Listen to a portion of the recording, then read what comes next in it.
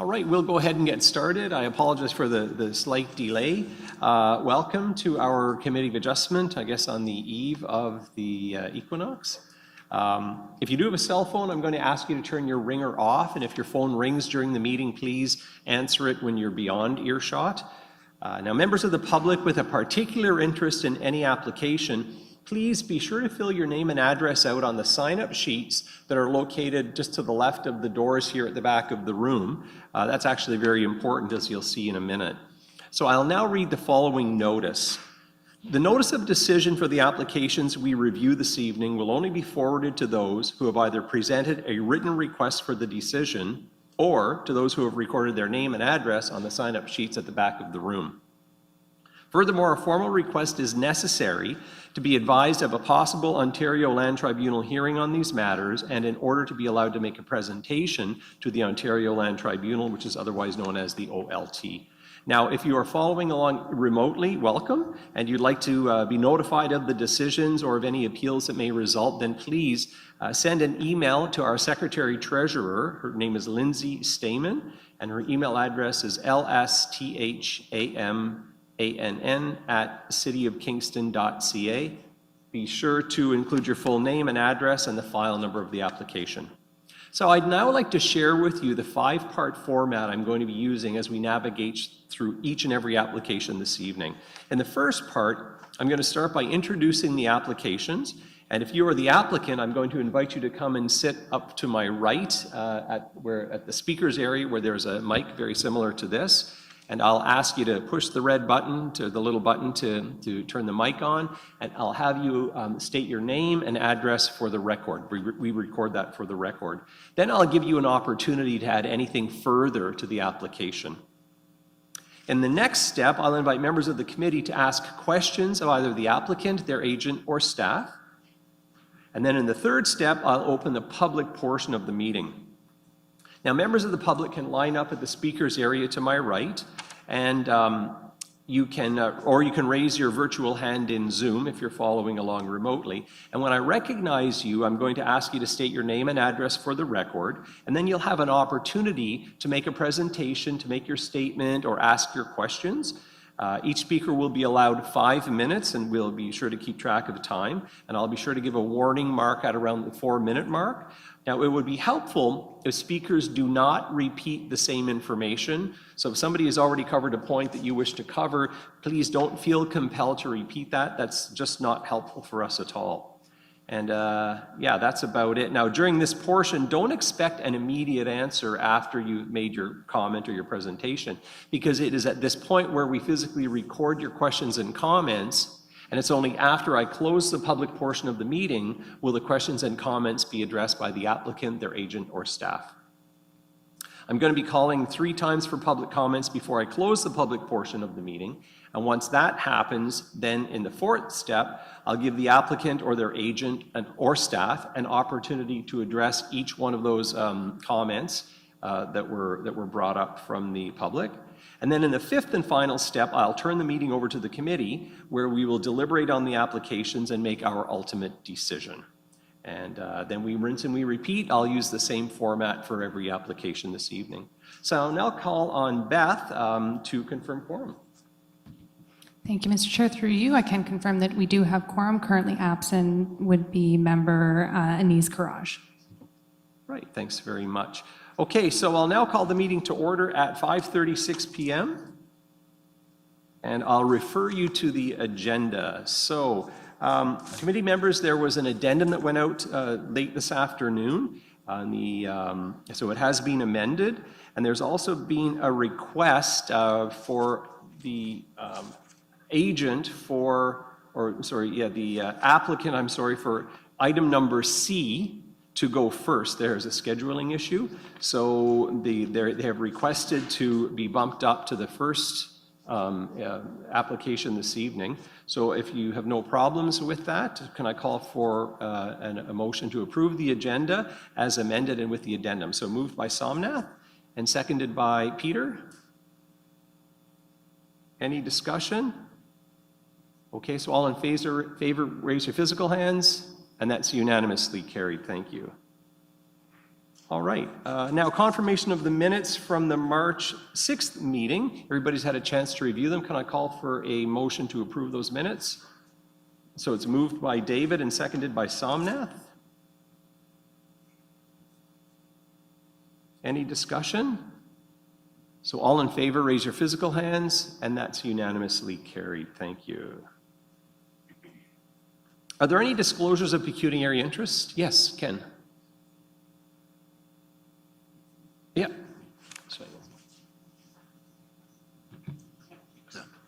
Yes, I'd like to disclose a pecuniary interest in item 8B, as in black on the agenda. The owner's name is Danell, and the agent's name is Tumulty. The agent is my immediate neighbor. Okay, great, thanks very much. So then when that hearing comes up, you'll just leave your shot of the room, okay. And Ken, any other disclosures of pecuniary interest? I have two this evening, rarely, for items number E, which is for Ellerbeck, and number I, which is for Creekford Road. I have a business dealing with their agent. So I'll be declaring a pecuniary interest, and I'll be turning the chair over to Dave while I leave the room. Any other disclosures?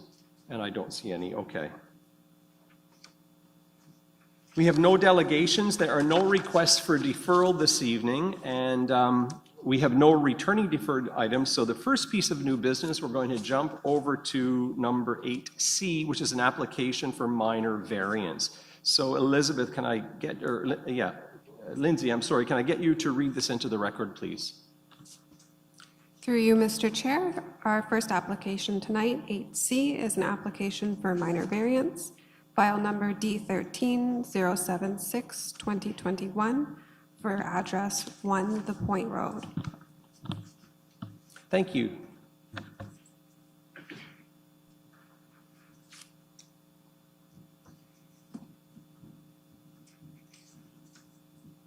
And you are our planner, so welcome.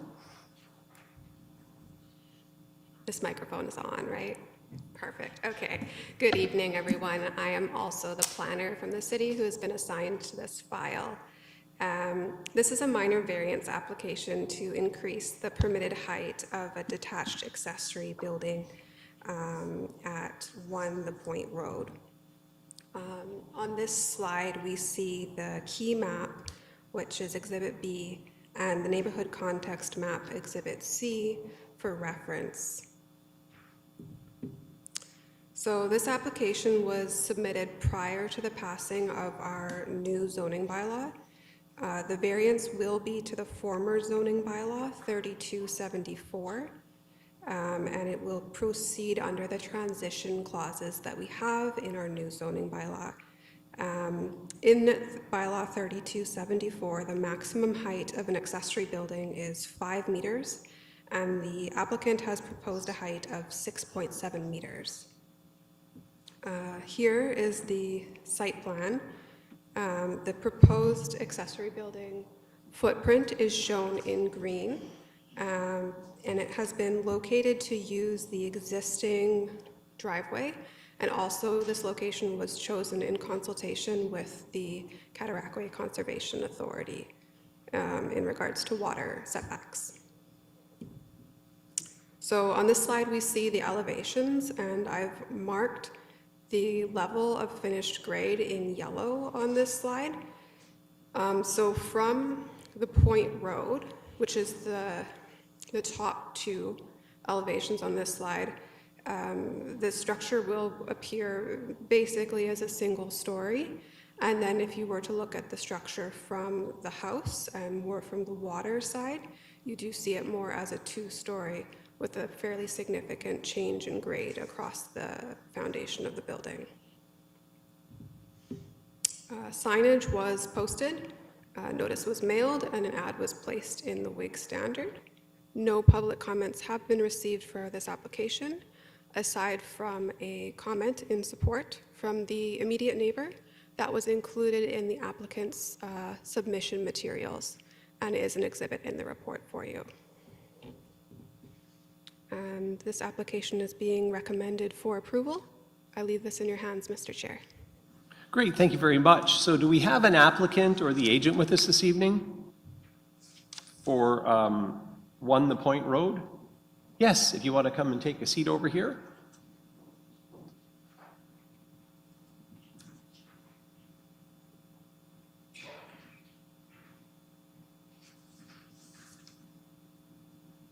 And when you get your microphone working, we'll just get you to state your name and address for the record. Just the little button in the center. Yep, there you go. Hello, Hi. Ricky Cruz, 670 Melrose Street, Kingston, Ontario. Great, welcome. And so is there anything further you wish to add to the application we have before us? No further comments. Nothing at all? Okay, so I'll now turn it over to committee members. Do you have any questions for the applicant or the staff? Yes, Ken. I want to commend the applicant for speaking to the neighbor. I've been to the site and seen it, and I appreciate the fact that you've taken the time to confer, which I think is very prudent. The question I had was with regard to the reference plan. In the application submission is a reference plan number 13R 18486, and it shows a part 2, which the proposed building skirts very closely. Are you able to tell me what the purpose of part 2 is?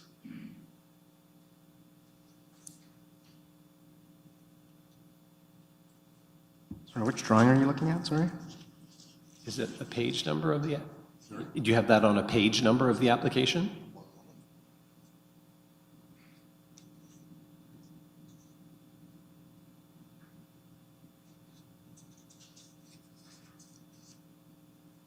Could it be page 67?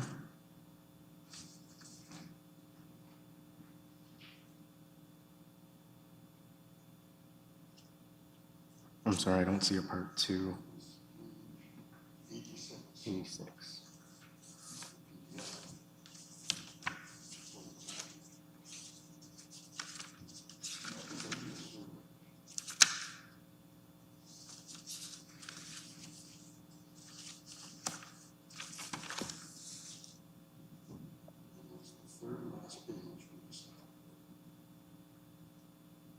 I believe part 2 is an existing laneway, and the proposed accessory building will be in part 3. I'm afraid I couldn't hear what he said. Could you repeat that? Sorry, I said that I believe part 2 is an existing laneway to the property, and then part 3 is where the proposed accessory building is going to be positioned. In part 2, is that necessary for the owner of 2 Point Road to access their house? Correct. Thank you. It's a question of curiosity, that's all. I noticed that it was very, very tight, but I appreciate your answer. Thank you. Great, thank you. No, hello, can you hear me? Oh, yes, Mr. Robertson, yes. I'm terribly sorry, I was Zoom trouble. So I'm not sure exactly which drawing you're referring to, but it's the intention of the neighbor, who's a 40-year-old friend, to build a driveway on their own property. So ultimately, the intention is, although I currently grant them, as friendly access, they'll have a driveway going, if you've been to the property, going up that cliff. So she's kind of been working on that for a while now. Okay, very good, thank you. Any other questions for the applicant? Yes, Peter, David. I wonder if staff have reconciled the reference plan with the drawing shown as Exhibit H, in that that Part 2 be overlaid over the driveway and the proposed building, just to make sure there isn't anything sitting within that Part 2. Sure, Lindsay? Through you, Mr. Chair, I can actually provide a little bit of background on what that part 2 is on the reference plan. Staff had the same question when we looked at the application, and we did confirm with our legal department. So part 2 indicates an expired licensing agreement rather than an actual easement in favor of the property to the north. That licensing agreement was dissolved with the recent sale of number 2, the Point Road. So while it is shown there, it is not an easement or a driveway. Thank you, that satisfies it. Great, thanks. And Megan, did you have a comment you wanted to make? What? I just wanted to alert you to the fact that Ms. Stamen had a further context to provide. Okay, thanks. And Jordan? Through you, Mr. Chair. The evaluation of minor is subjective. It's directly related to an application at hand. It's not a mathematical calculation. We're talking about 1,000 square feet, separate building here. Is this a minor variance? I'd like someone to articulate the answer to that for me. Okay, good question. Maybe staff? Through the chair, is your question in regards to how this application can be considered minor? Yes. So as you've rightly noted, the assessment of a minor variance application is not a mathematical calculation. So the size of the structure that's proposed in relation to what would be permitted as of right on the property, or the amount of the variance that's proposed in relation to what's permitted as of right is not the test of whether a variance is minor. In looking at meeting the test as to whether a variance would be minor or not, it's more of a fulsome assessment of the overall impacts of that proposal from a compatibility perspective, from a functionality perspective. And so we've demonstrated within the staff report that the overarching impacts that we would anticipate as a result of the proposal are such that it can be considered minor. Thank you. I have one follow-up question. About a year ago, we had another project like this at Cartwright Point, where it seemed to be more contentious than this one. Right. There were some neighbors that were in favor and some neighbors against. I'm wondering if we've heard from any other neighbor other than the immediate next door neighbor.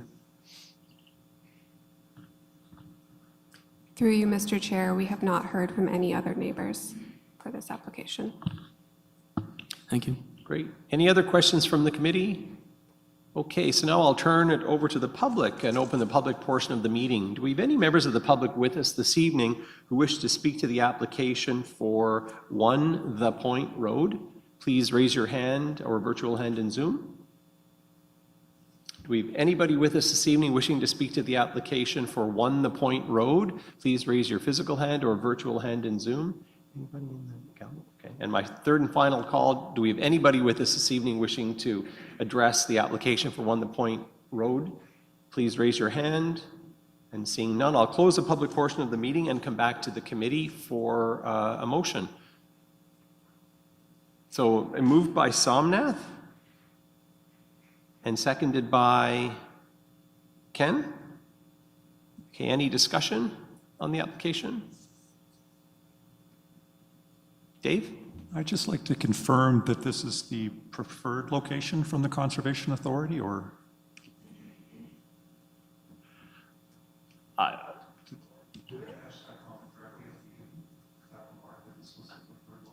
That I don't know, but maybe we could have Lindsay, would you have more data on that?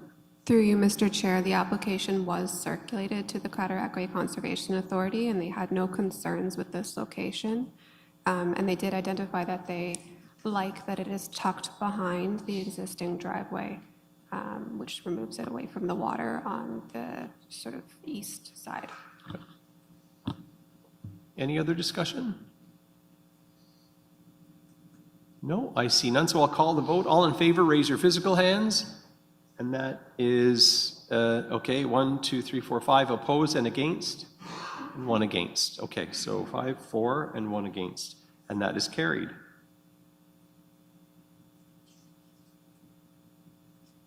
Okay, thank you very much.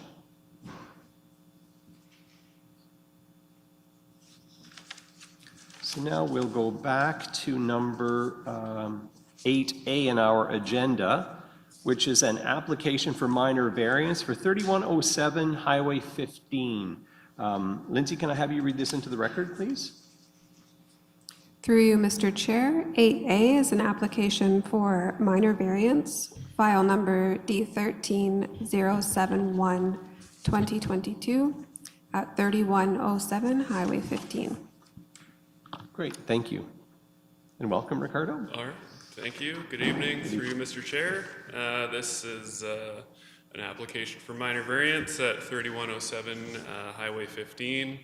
the purpose of which is to modify an existing barn for use as a dog kennel. So here you can see the property located on Highway 15 out in the rural area. The property is just under 2 hectares. It is designated prime agricultural area and also zoned prime agricultural area. So the requested variance is to section 6422 of the zoning bylaw, and that's for minimum separation. For dog kennels, the requirement is a 120-meter separation from a dog kennel to a dwelling on an adjacent property. The proposal is for 65 meters of separation, so that's 55-meter variance. Here's the site plan. The applicant has indicated future expansion areas just out of interest. I will note that the dog run and potential expansion areas are located directed away from that the separation distance being varied, and it is in compliance with the separation distance to the property to the west. A letter of support was submitted with the application from the neighbor. All public notification was completed in accordance with the Planning Act, and no additional public correspondence has been received since the application was submitted. Staff consider that the variance meets the 4 tests listed under the Planning Act and therefore recommend approval. Happy to answer any questions. Thanks. Okay, thanks very much for that. So do we have the applicant or their agent with us here? Yes, if you want to come and take a seat up here and go through the same bit your predecessor did.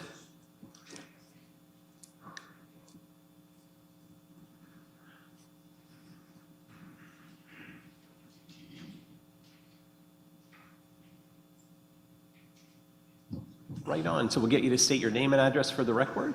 Hi, I'm Jeremy Bujold, and my address is 3107 Highway 15. Great, welcome. Is there anything further you want to add to the application we have? No. That's it? That's okay. it. Okay, so I'll call on committee members. Do you have any questions for the applicant or staff? Through Yeah, you, Mr. Dave. Chairman, I have a question for staff. Just looking at the proposed dog run area, would that be considered as part of the kennel use? It looks to me as though the corner of the dog run is closer to the line than the proposed kennel. So Are we able to pull the picture back up just so I could sort of just make sure I understand exactly what you're saying?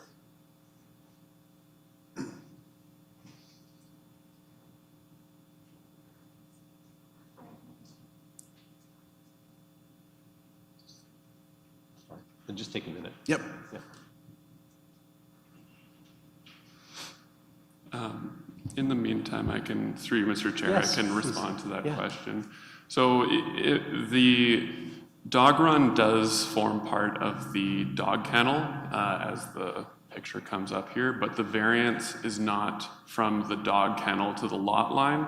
The variance is specifically to the separation distance from the kennel to the adjacent home. So you can see on the picture there, the white dotted line is the distance measured between the kennel to the adjacent dwelling unit. Okay. Thank you. That answers my question. It just clarifies. Okay, committee members, any other questions? No, I see none, so I'll now open the public portion of the meeting. Do we have any members of the public with us in-house or on Zoom who wish to speak to the application for 3107 Highway 15? Please raise your hand or your virtual hand in Zoom. Is anybody with us this evening wishing to speak to the application for 3107 Highway 15? Please raise your physical hand or your virtual hand in Zoom. And my third and final call, do we have anybody with us wishing to speak to the application for 3107 Highway 15? Please raise your physical hand or virtual hand in Zoom. I see none, so I'll close the public portion of the meeting and come back to the committee for a motion. So moved by Peter and seconded by Jordan. Any discussion? No, I see none. So all in favor, raise your physical hands, and that's unanimously carried. Thank you. All right, our next application is number 8B, which is for 2261 Highway 38. Lindsay, can I have you read this into the record, please?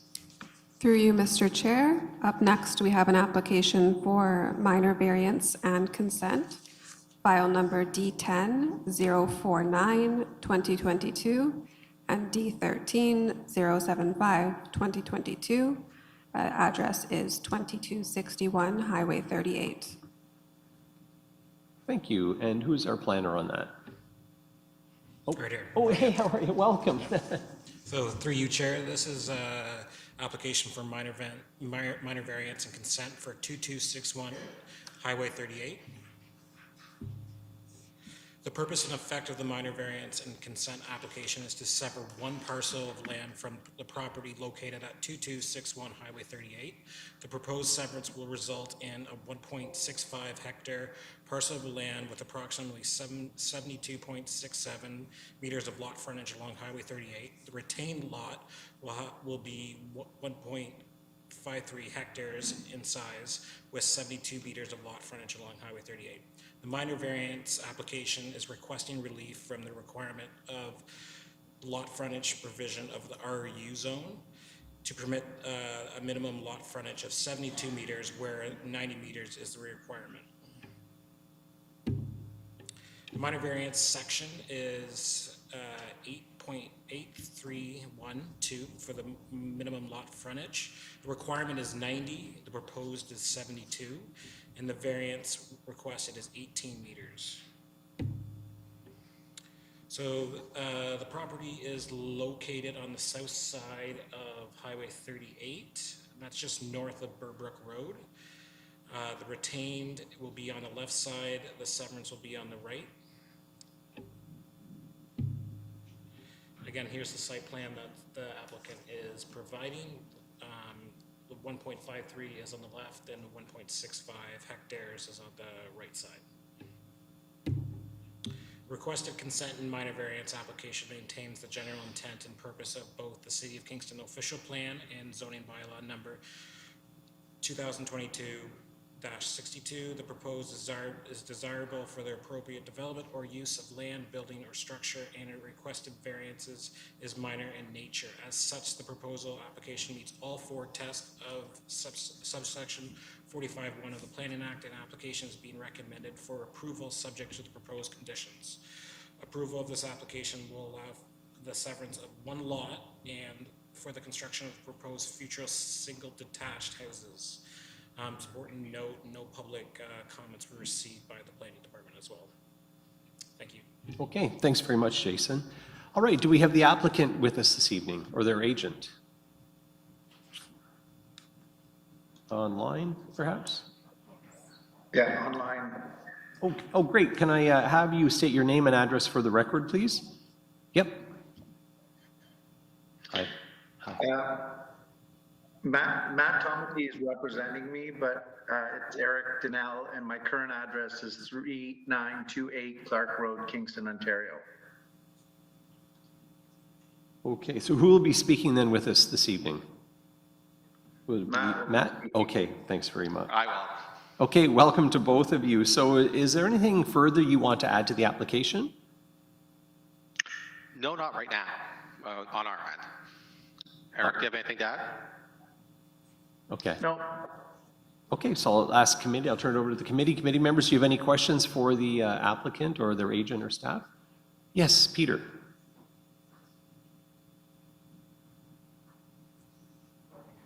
Yeah. Sorry, first meeting. That's good. I'll get on to it by the end of the term.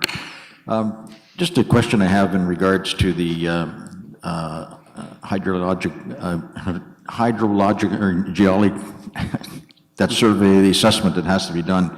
It says it has to be done for the new lot. Does it not have to be done for both lots? I'll turn that over to Jason?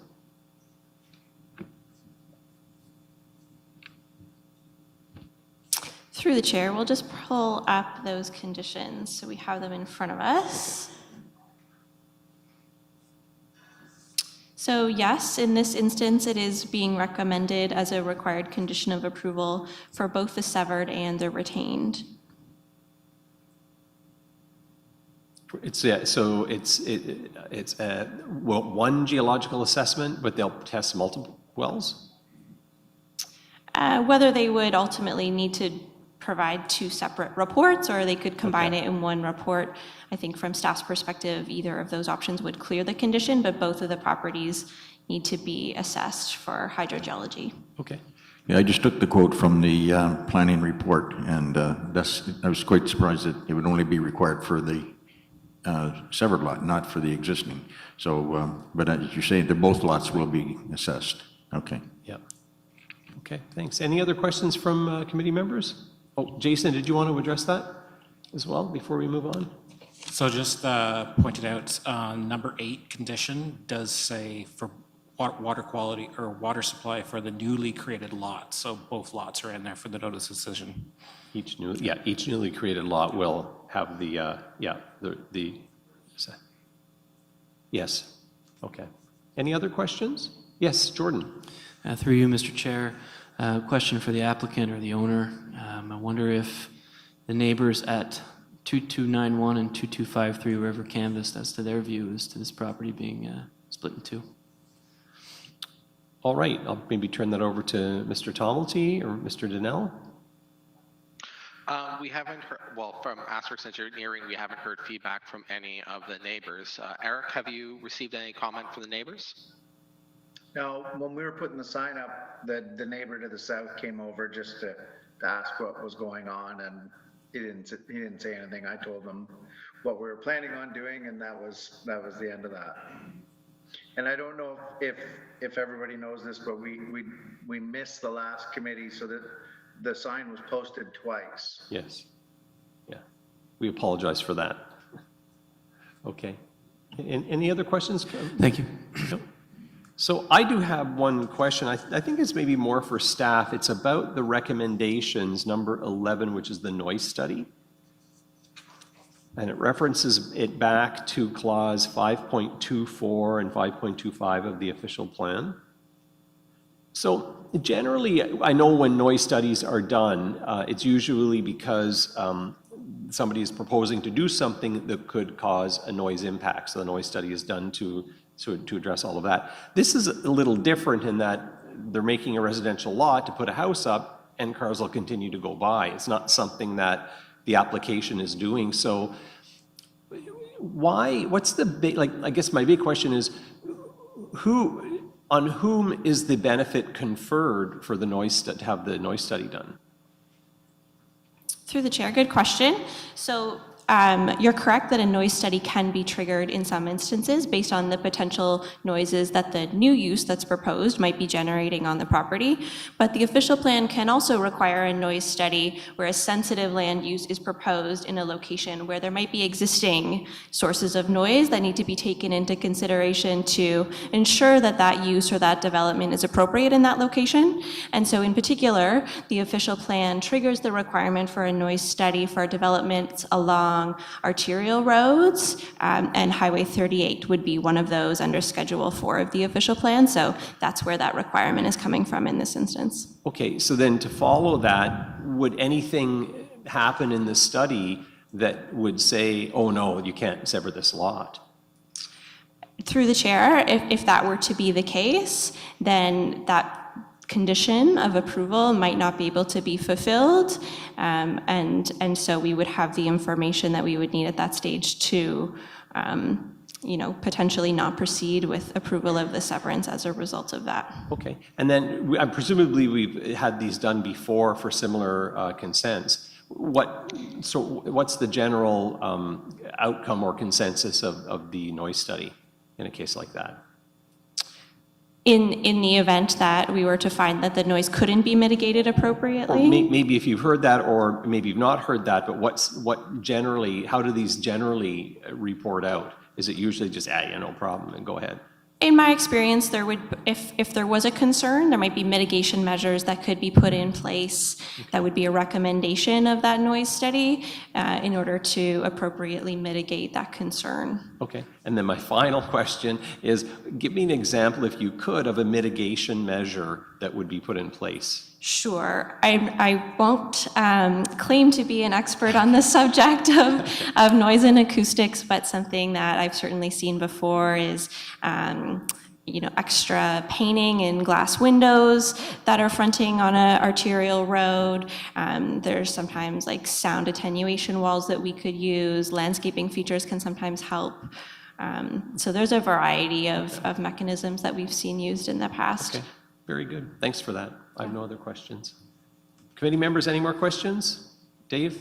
Mr. Chairman, I wonder if staff could give an example of a current lot frontage requirement for a rural residential zone in a contemporary bylaw as opposed to this old 1962 bylaw, just so that we have a sense of comparison.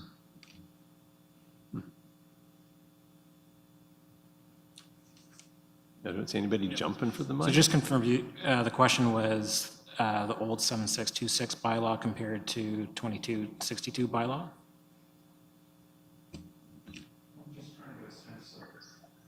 Just trying to get a sense of current planning thinking in terms of a rural residential style lot. We're obviously dealing with a 50 or a 60-year-old bylaw here, so if this lot was to be created in a more contemporary bylaw, what kind of frontages would you be typically looking for? So the requirement under the new bylaw is 90 meters. The reason for that is to allow agricultural operations to properly operate. However, the intended use for this application is for two single detached houses.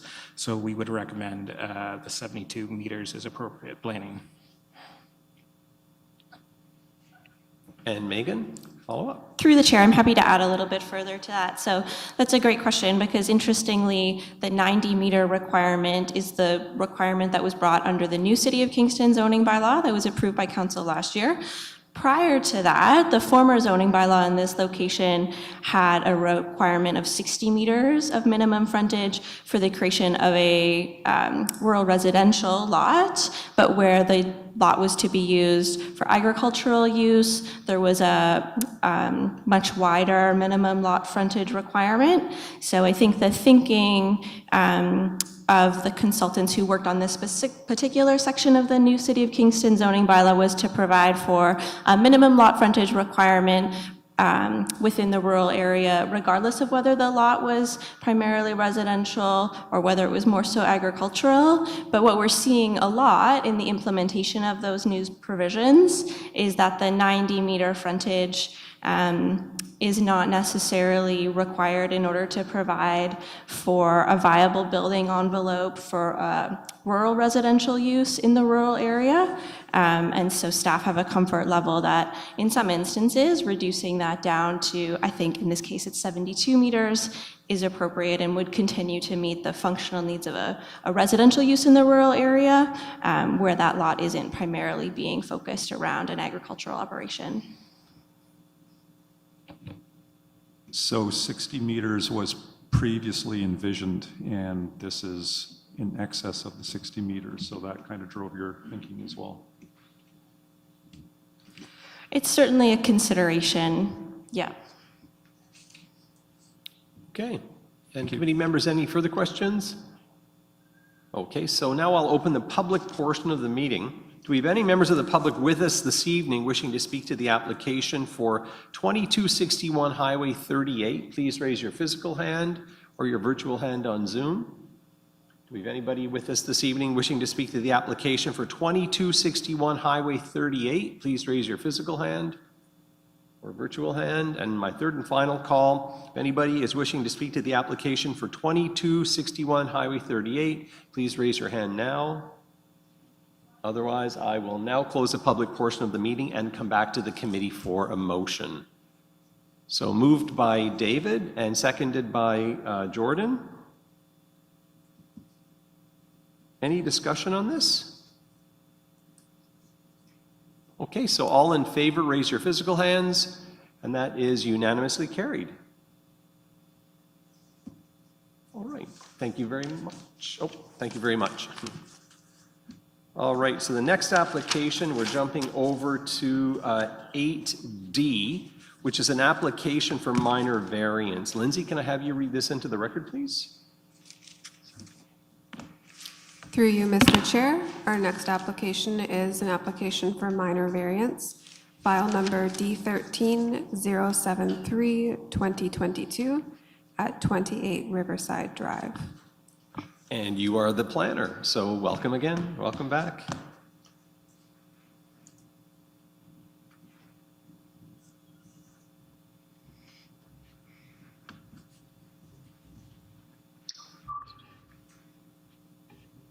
Okay, so the purpose of this application is to increase the maximum size of a deck that is more than 1.2 meters above grade.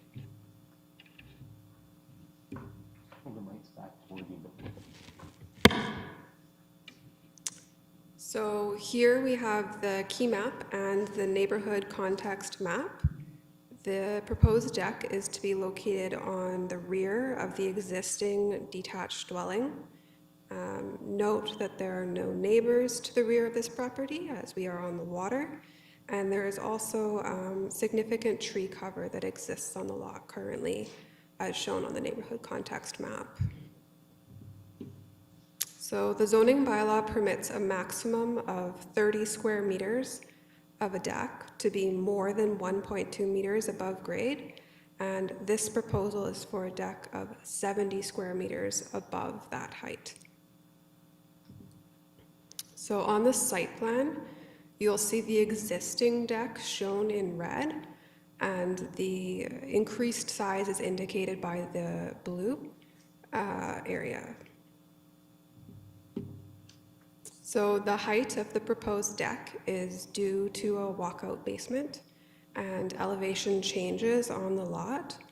And this rendering also shows that the applicant is considering privacy screening for the deck along the southwest side of the lot, where they're in closest proximity to their neighbor. So notice was carried out in accordance with the Planning Act, and no public comments have been received for this application. We're recommending approval of the application, and I'll leave this in your hands, Mr. Chair. Great, thank you very much. So do we have the applicant with us this evening? Oh, online? Yes, I'm right here. Yes, so may I have you state your name and address for the record, please? Yes, James Malcolm, 28 Riverside. Very good. And is there anything further, welcome by the way, and is there anything further you wish to add to the application? Thanks for the welcome. And no, we have nothing further to add. Okay, so committee members, do you have any questions for the applicant or staff? I have none either, so I'll now open the public portion of the meeting. Do we have any members of the public with us wishing to speak to the application for 28 Riverside Drive? Please raise your physical hand or your virtual hand if on Zoom. Is anybody with us wishing to speak to the application for 28 Riverside Drive? Please raise your physical hand or virtual hand in Zoom. And my third and final call, does anybody wish to speak to the application for 28 Riverside Drive? Please raise your physical hand or virtual hand in Zoom. I see none, so I'll close the public portion of the meeting and come back to the committee for a motion. So moved by Jordan and seconded by Peter. Any discussion? So all in favor, raise your physical hand, and that is unanimously carried. Yeah, thank you very much. Thank you. Okay, so I'll leave the room now and turn the chair over to David.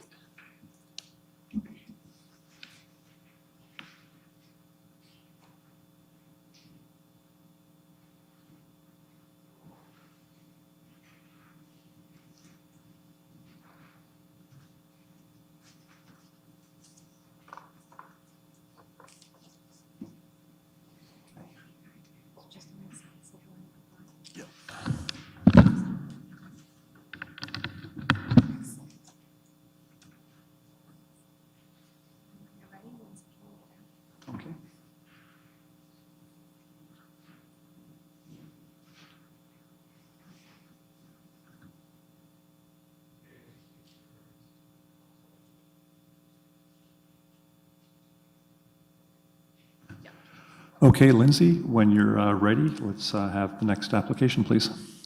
Through you, Mr. Vice Chair. Up next, we have an application for minor variance and consent, file numbers D10-006-2023 and D13-005-2023. The address is 23 and 25 Ellerbeck Street. Good evening, and through the chair, I'm here to speak with respect to a consent and minor variance application. The purpose is to permit a reduced lot area, lot frontage, and interior setback. The variances are intended to facilitate the proposed severance of the property along a common party wall. As outlined here, the property is located on Ellerbeck Street, north of King Street, and while slightly out of the key map context, is just south of Union Street. It has 12.6 meters of frontage for the current subject property and a total of 622 square meters. To the east of the subject property is Ellerbeck Lane, a private road, and beyond which is Providence Transitional Care Center. Slightly further southeast is the Isabel Center for Performing Arts. Along Union Street traverses the buses numbered 1, 2, and 18, while immediately south is the number 3 and express route 501 and 502. Provided here is the neighborhood context map, which provides aerial photography of the site, illustrating the surrounding neighborhood context, predominantly single detached dwellings. The variances requested include, for the lot area of the entire subject property, which would apply to both the severed and retained, a reduction from the required 370 square meters to 305 square meters. Equally, minor variances proposed for the lot frontage, which the zoning bylaw requires as 10 meters. They propose a reduction to 6.24 meters. Variances are required specific to each of the severed and retained lots, with the proposed lot at 25 Ellerbeck Street requesting a side lot line, interior side lot setback of 0.39 meters, whereas 3 meters is otherwise required under the zoning bylaw. This is to reflect the existing situation of this semi-detached building. For the lot at 23 Ellerbeck, they are requesting a 0.56 meter interior setback, again with the 3 meter required under the zoning bylaw. Provided here is the site plan as well as a context map illustrating the survey which was originally done to provide the initial subdivision of the lands. The site plan here identifies the deficient setbacks together with the common party wall. Parking is afforded through the rear of the site, which is by way of Ellerbeck Lane, with direct access onto King Street. Each of the parking areas can accommodate 2 parking stalls. Provided for your information are elevations of the proposed renovation, which would include an upper unit and a lower unit on each of the severed and retained parcels, whereas 2 dwelling units currently occupy the entirety of the building. 4 would be proposed. The front elevation illustrates a set of stairs which are proposed to gain access to the basement unit. To the rear of the property at the bottom left of the screen, it illustrates the existing fire access, a set of stairway upon which an easement in favor of the one for the other property would afford emergency access should the need ever arise. Floor plans have been provided based on the proposed renovation within the existing building. 5 units are in each of the upper floors of the proposed severed and retained lots, while a single bedroom in the basement level is proposed. Photos have been provided to your attention showing the existing building, though gathered in better weather than today, and as well as the lane access, on the top right, showing the view south towards King Street with the property slightly further down on the right-hand side. The view of the parking area at the bottom shows one of the two properties proposed for the northern property proposed. Equally, there's a similar size opposite servicing the other proposed lot. You can barely make out the fire access in the rear at the bottom left of the screen, upon which the easement is proposed. Throughout the processing of this application, notice was provided in accordance with the Planning Act, including mailing to 37 properties located within 60 meters, as well as a posting on the property and a notice in the Kingston Wake Standard. 2 pieces of correspondence have been received with respect to concerns about the proposed severance and minor variance.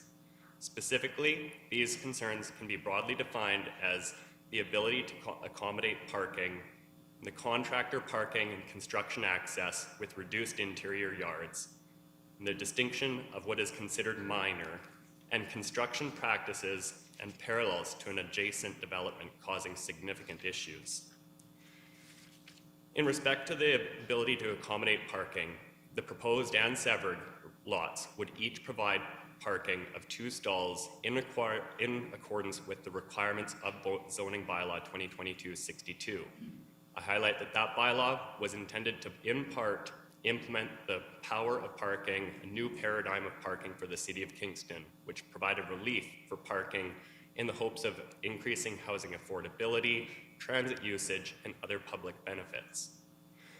In regards to the contractor parking and construction access, I do highlight that the city does have parking bylaws that we try to enforce to the best of our ability and are happy to work on a complaint basis to augment that enforcement capability.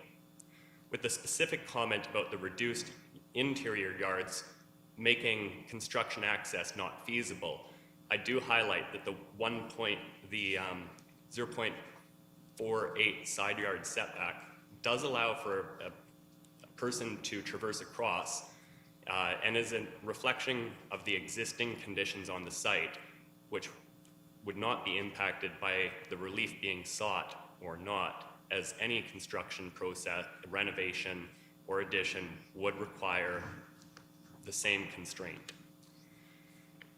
Addressing the concern about the distinction of what is minor versus what is not, I do recognize that the interior setbacks reflect a percentage reduction of 87 and 81% from the 3-meter required side yard setback. But I do highlight, as is being brought forward to this committee's attention, that it is not a strict numeric calculation, but one of impact. As highlighted in the report, due to the age of the property, the existing deficiency that has existed for approximately 100 years, not only has the site accommodated that deficiency, but the buildings and development around it can be seen to be interacting with the existing context, with the corner lot to the south of it accommodating sheds at the rear yard of that property flanking the side of this, and a driveway area separates the lot to the north from the proposed northern lot at 25 Ellerbeck. Access continues to be feasible between the rear and front of the site, which is also augmented by the ability to access by way of Ellerbeck Lane. In respect to the reduction to the front the required front yard from 10 meters down to 6.24 meters, I highlight that they are not proposing to have a driveway with access afforded through the rear. That's a 3-meter frontage that is essentially enhanced with not being encumbered by a driveway. It does 6 meters for either the severed and retained does allow for a parked car to be in front of that when the bylaws permit, of course, on city roadways. As alluded to before, in respect to the construction practices and parallels to the adjacent development causing significant issues, while that was extremely regrettable, the city does have bylaws in place to address construction issues associated with noise and construction practices with parking. Having said all the above, the recommendation of staff is to approve the minor variances due to the fact that they generally maintain the intent of the official plan and zoning bylaw, are minor in nature, and are appropriate and desirable for the proposed lot. The proposal has regard for the matters set out under subsection 5124 of the Planning Act, is consistent with the provincial policy statement and conforms with all applicable policies of the official plan, is in keeping with the general intent and purpose of the zoning bylaw, and a plan of subdivision is not necessary for the orderly development of the site. Provisional approval of this consent application and minor variance will enable the severance of an existing semi-detached dwelling along with the common party wall. With that, I turn that back to the committee.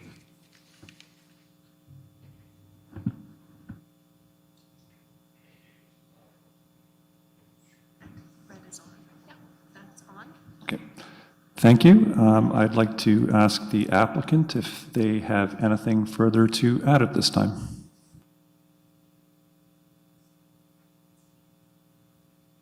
Hi, through you, Mr. Vice Chair. My name's Alex Adams. I'm with the Boulevard Group and representing the owner on this application today. Oh, my video. Hey, everyone. I've got nothing further to add, and we agree with the staff recommendation and the recommended conditions.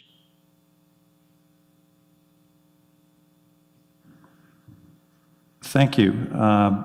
If you have nothing further to add, I will ask the committee if they have any questions of the applicants.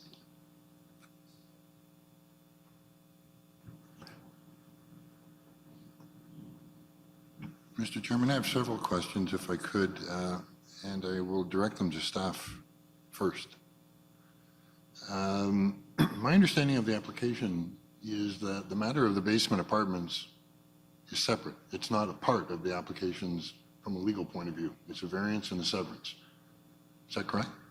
Thank you. Through the chair, they have been transparent in identifying what their proposed vision of the property is.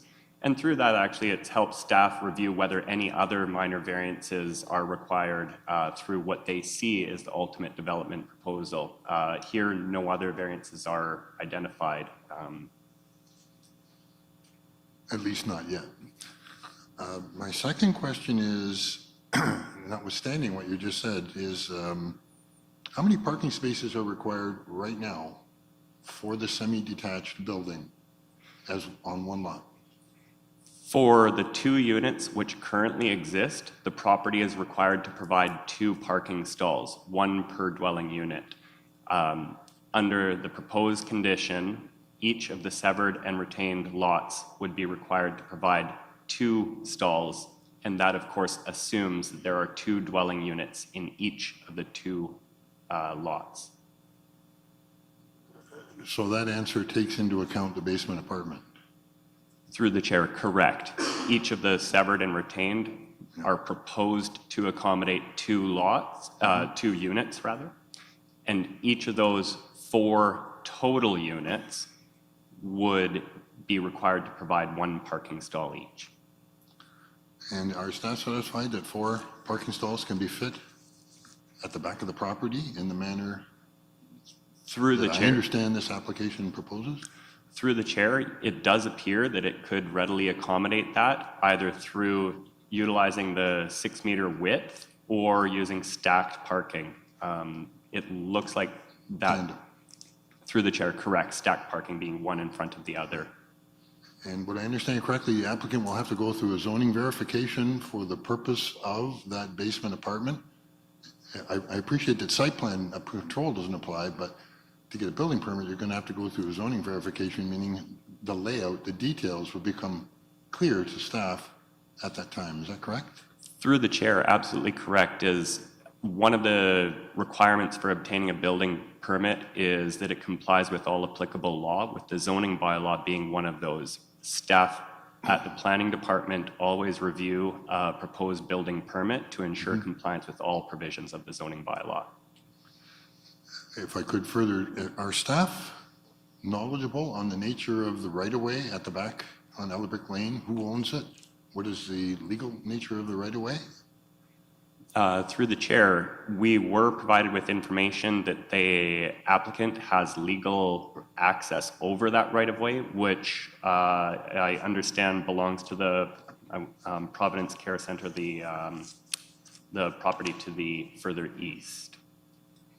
The hospital, right? Yeah, former hospital, yes.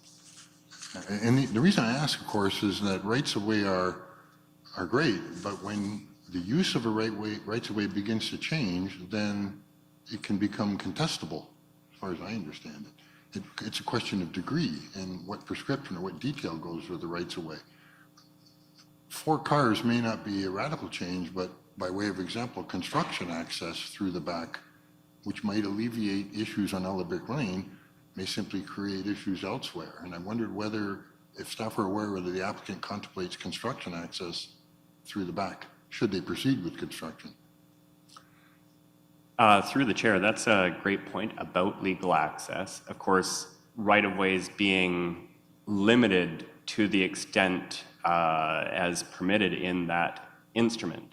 I want to certainly preface that I am not a lawyer and I cannot speak to great depths about the limits of how easements can evolve to accommodate the nature of the inherent rights with this specific one.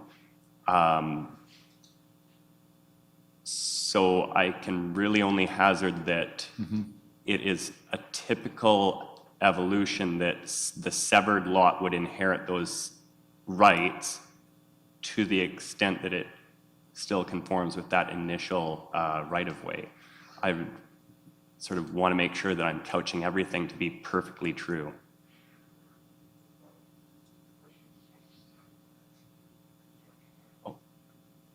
How can the applicant execute construction access when the time comes? And it'll be on the table. They'll have to deal with whatever the limits of applicable law are, or by way of Ellerbick Lane, which has provoked a response from several residents at least. Hopefully they'll be mindful of that.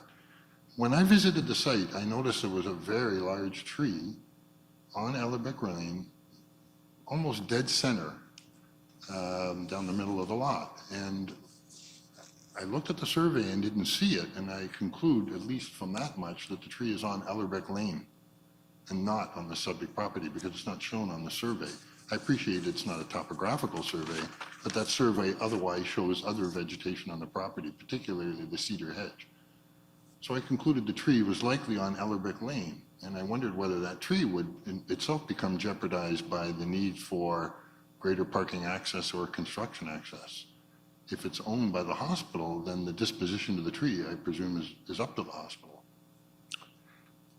Through the chair, that actually is quite a correct assessment, that if the tree, which seems to bisect the two proposed lots, the severed and retained, if that happens to be on the adjacent property to which they just have an easement over,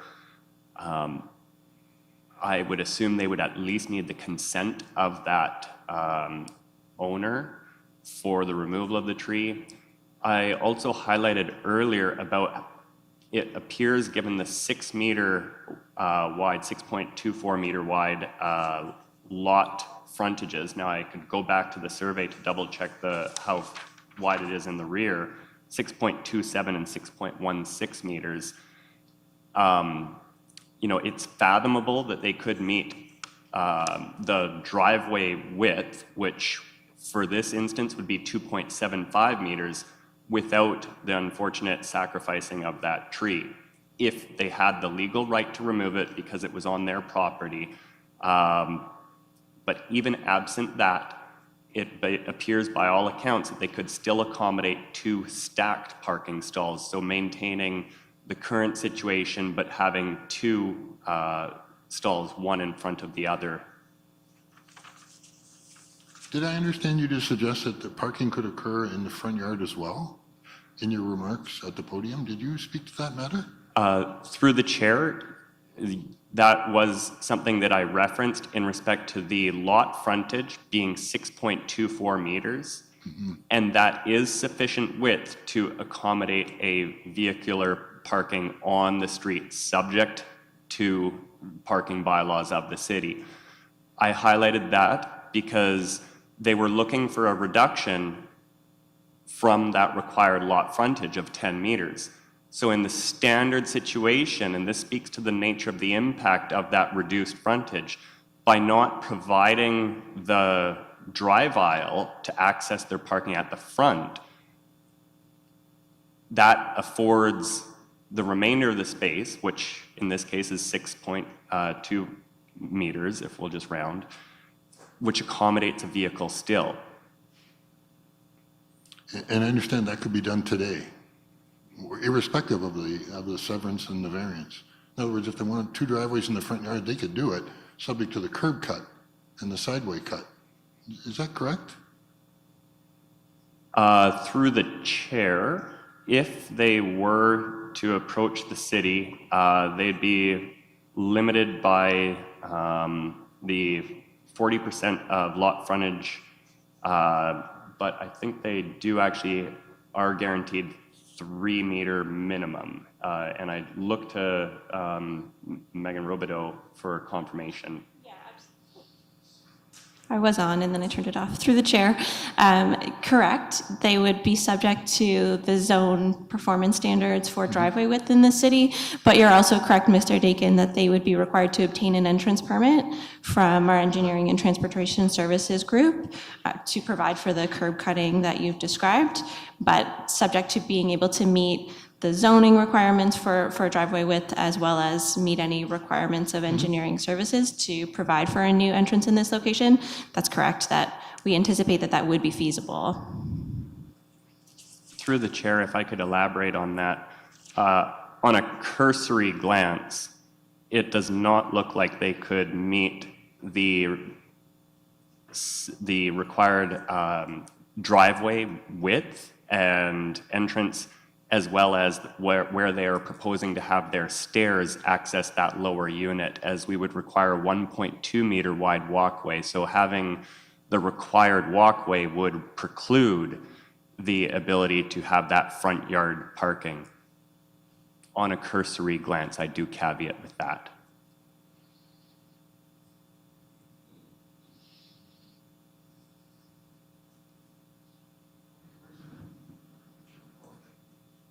I don't recall if I asked this question. How many residential units are possible now? I can't remember if I asked you that already or not. Thank you. Through the chair. Through Bill 23, property that is defined under that the Planning Act that is urban serviced and zoned to permit a residential building of a certain caliber is 3 dwelling units. 3 now, 4 intended. Is that correct?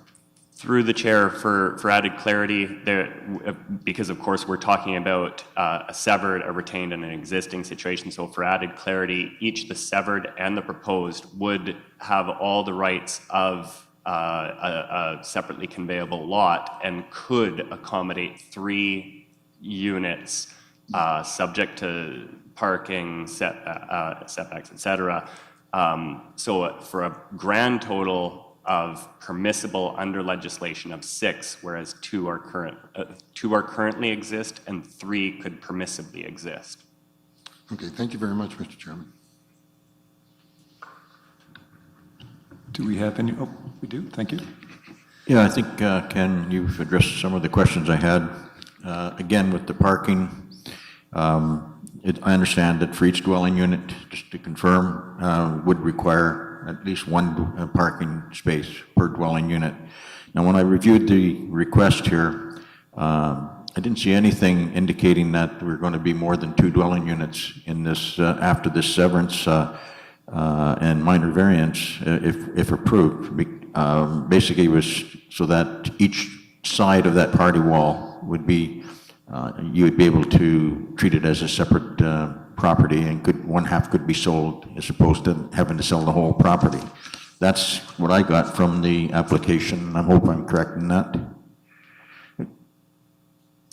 Through the chair, that's correct. Right. So we're not approving any additional units other than just if we did approve it, we'd be looking at the severance would end up pretty well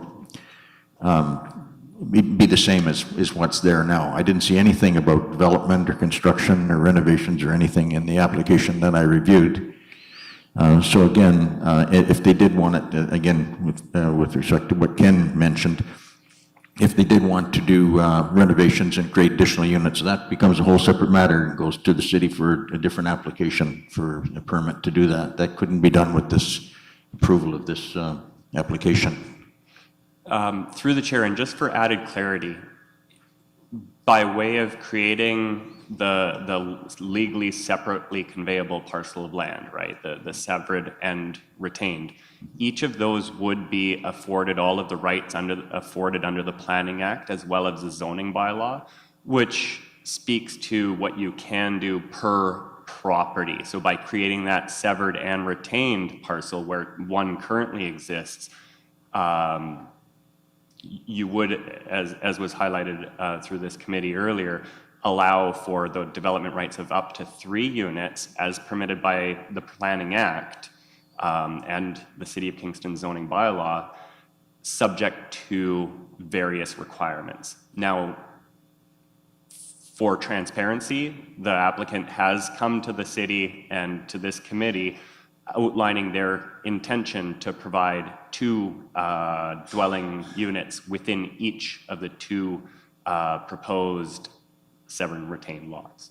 Now, there's no, there's very little way in which you could ensure that they continue to provide those 2. They could change their plan and fathomably keep 1 per side, say if construction became too expensive of renovating the basement or some other fathomable thing, but they would have development rights for up to 3 dwelling units per lot. I hope that adds clarity. And if I can just add to that, if I can, through the chair, Ian's correct in stating that, of course, through severing the lot, they would have the same development rights for both the severed and the retained. But you are correct in noting that the variances that are before us this evening for the proposal are not seeking to vary the requirements for additional residential units on each the severed and the retained.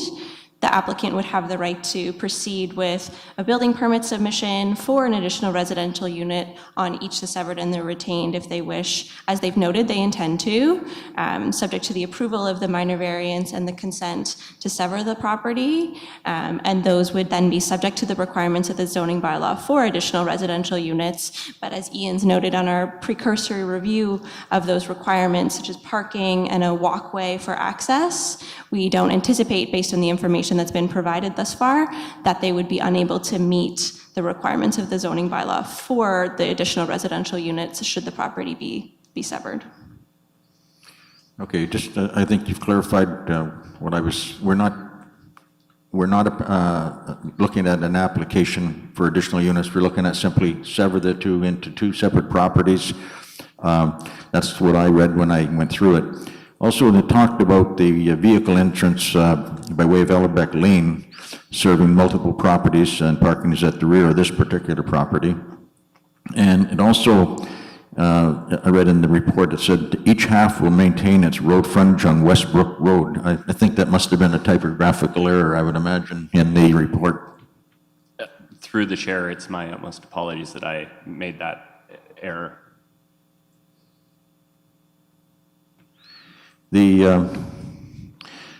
I led late today, just before coming out, that's why I was a bit late, the letters from some of the neighbors talking about the parking concerns, the obstruction on the road from a property up the street. And again, it sounds like it's quite a concern in that area. However, I don't think it's the mandate of this committee to deal with bylaw infractions. We have departments in the municipality that bylaw enforcement. I got the one, they said the car was parked on there for three days this winter, blocking snowplows and blocking on the road and on the sidewalk. And I guess I wonder if, and it said that they had made several complaints to the city regarding this issue. I'm just wondering why these concerns were not addressed, or if they had been addressed, could we find out about that?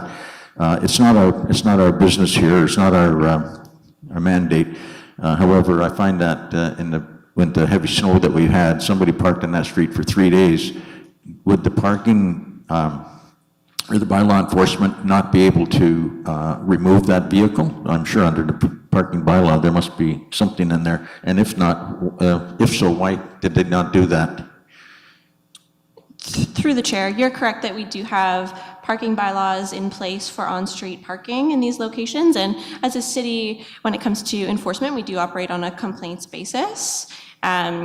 Our group doesn't manage enforcement as it relates to parking, but I would be very happy to follow up with our transportation group in regards to that particular complaint to see what follow-through was taken on that matter, if that would be helpful to the committee.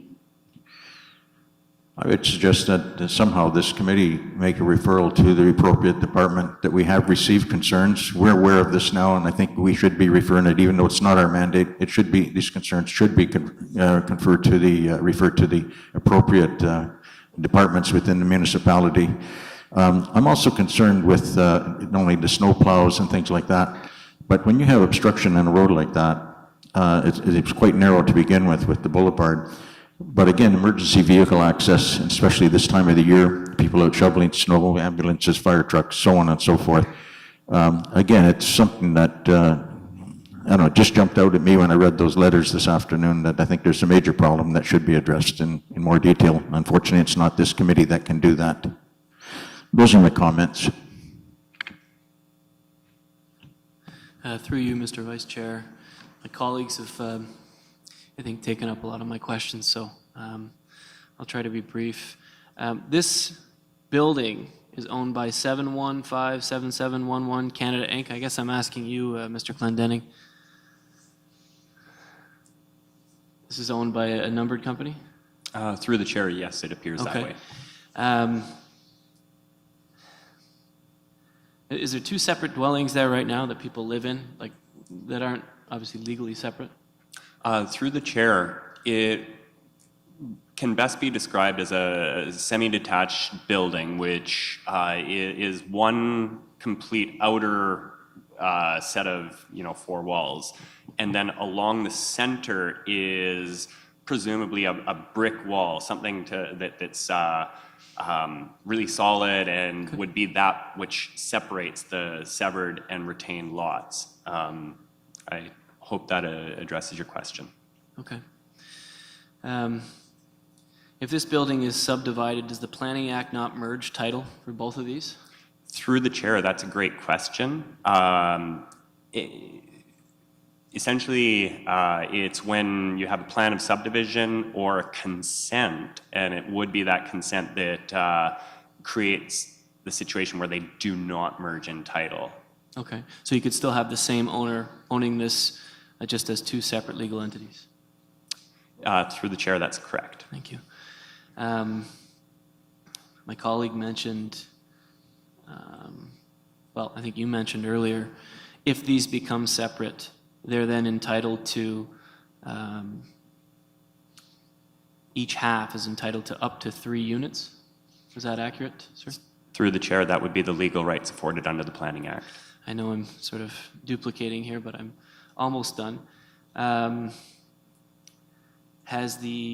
Have staff turned their mind to density and whether this variance is desirable for the appropriate development being this street? I appreciate housing is on everyone's mind these days.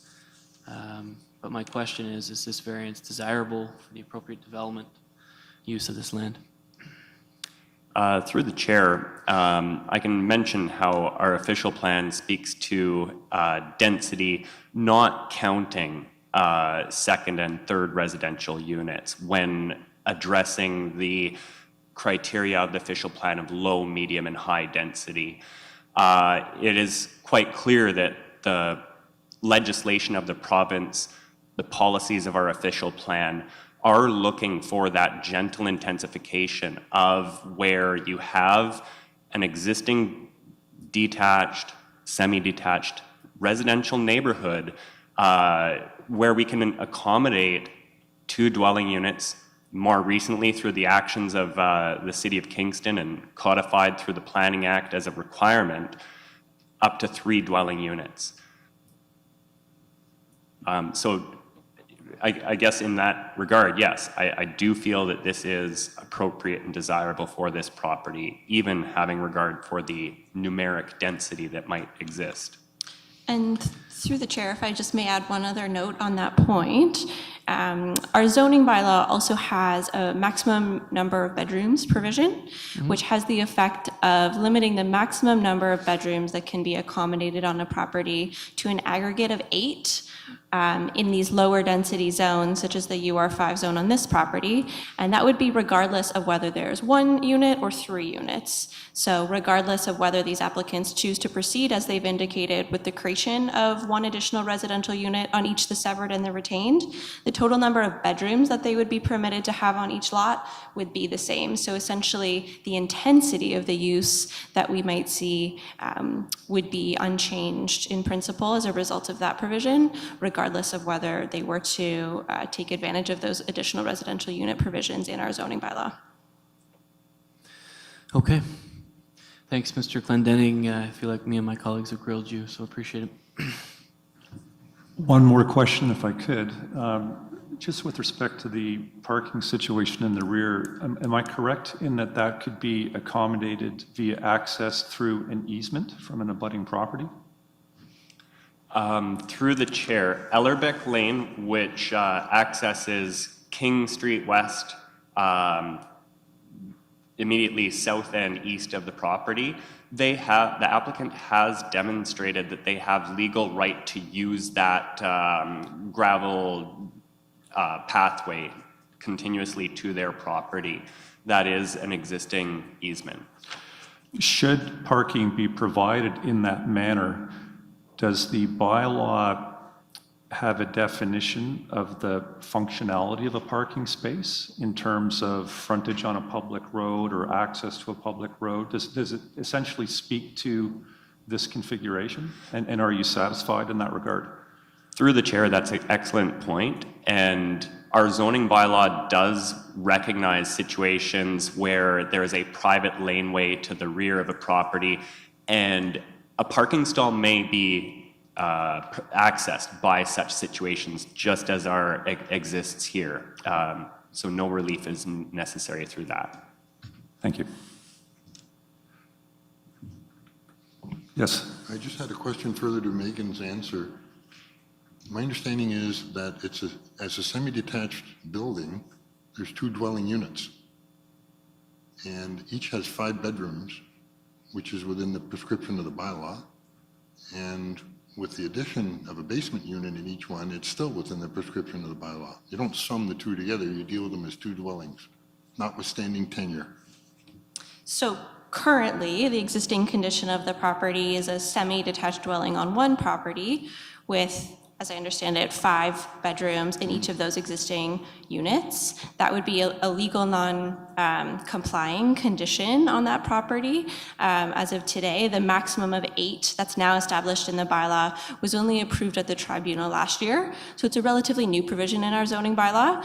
These applicants are coming forward with a change of use on the property as a result of the severance to establish an additional residential unit in the basement of both the severed and the retained. The maximum of 8 on both the severed and the retained separately would apply. So there'd be a maximum of 8 on the severed and 8 on the retained.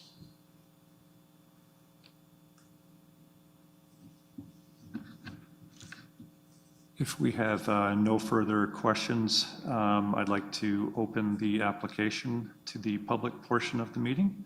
Does anybody wish to speak to the application for 23 and 25 Ellerbeck Street? Please come ahead, sir. That's okay. That's quite all right.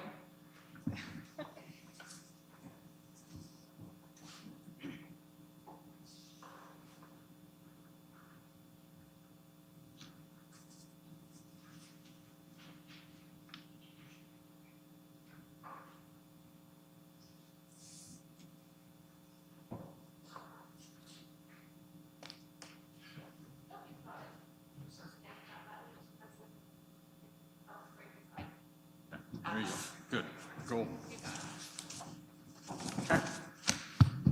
Thank you for this opportunity. My name is Roland Billings. My wife Susan and I live at 31 Ellerbeck Street. And again, we welcome this opportunity. We were one of the groups that wrote a letter to the committee, and the significance of the lack of parking in this area is significant. The Tet Center, the Bader Center, KGH, Queen's University, all take advantage of the parking there to walk to work in direct contravention of the bylaws in a lot of cases. There currently are 2 cars that are parked at the back, accessed off Ellerbeck Lane from each of those units. So yes, there is room for 2 vehicles. There's, in addition to that, a 3rd vehicle in each of the units that's frequently parked on the street. Queen's University, by the way, owns the building now. St. Mary's of the Lake sold it to Queen's several years ago. So they're the owners of the east property. And the right-of-way does extend up to 43.5 Ellerbeck, so that all of our properties on that side can use that lane to access the back of our property in the spring when you're getting things delivered for gardening, that kind of stuff. We can drive up there. It's not a parking area, and it's not serviced by anyone but the owners. So the increased density of the residents, it's fine to say that 5 residents at 5 rooms is okay, but that means 10 people that could be living in there, each with a vehicle, each with a friend. We have seen this repeatedly in the neighborhood. The construction disruption is exacerbated because of the boulevard, as you pointed out. It's a narrow street to start with because of the boulevard. During the construction at 39 Ellerbeck, which you're all very familiar with our discussions on that, there were frequently times where for several hours the east side of the boulevard was blocked. That allowed school buses to not be able to come up to pick up the kids on the street. There was issues with the bus drivers saying that, if this happens again, we just simply won't be able to pick up your child. So that's one of the issues that was there. We're concerned about the lack of transparency and administrative follow-up by city staff, particularly when 39 Ellerbeck Street was being built. That is a building that ended up too tall, too long, and in spite of our having brought that to the attention of the city staff early in the process, those pleas to stop the work on it were ignored, and until it was proven that we were right in our measurements of both the length and the height of the building, so that the developer had to knock 3 feet off the back and take the roof line down to accommodate what he should have been made to conform with from the start. So please understand that as a street, we're very jaundiced in our opinion about what can happen. So that's, we were misled about the nature and the size of the building. We were told that it was going to be a 2.5-story single-family dwelling, which now is 4 stories tall and has 12 bedrooms. So that's, that's what we're faced with on the street. The room to perform the work is not present with the 2 properties. Accommodation from the back, as has been mentioned, will be extremely difficult to dig out for the access to the basement apartment. So that's certainly a concern front and back. Emergency access and egress. When we looked at the drawing, you've got stairs down into the basement unit, front and back. Now currently at 56 Barbara Avenue, or the street's development on Barbara Avenue, there is an issue with the city about the access to the bachelor apartments and the basements there because of the concern about snow piling in and the people that are living there not being able to get out. So that's a concern that we certainly have on that.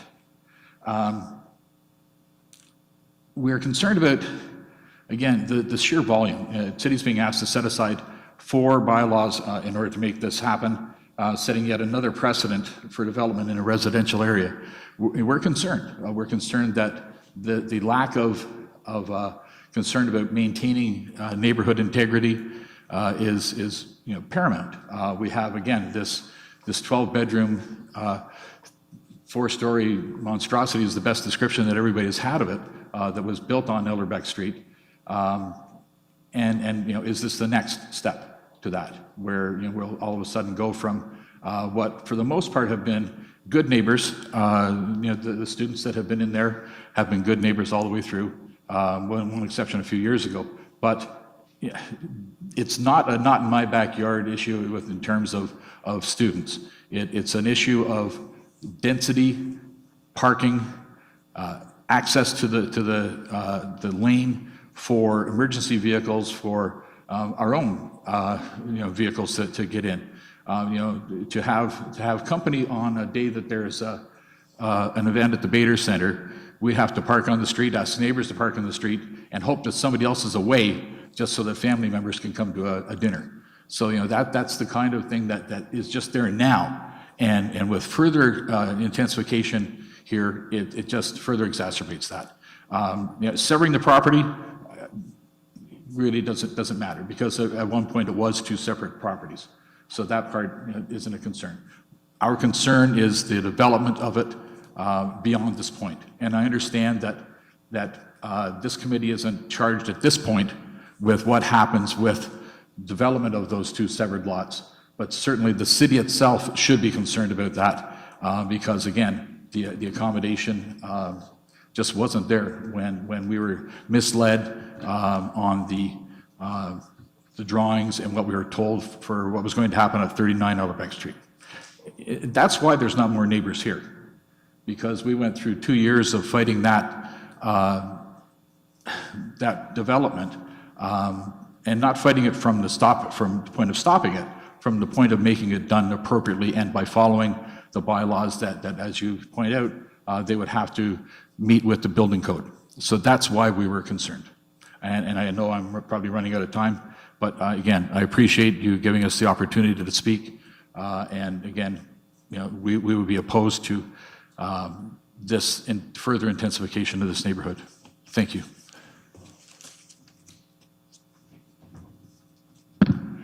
Do we have anybody else who would like to speak? Please come up.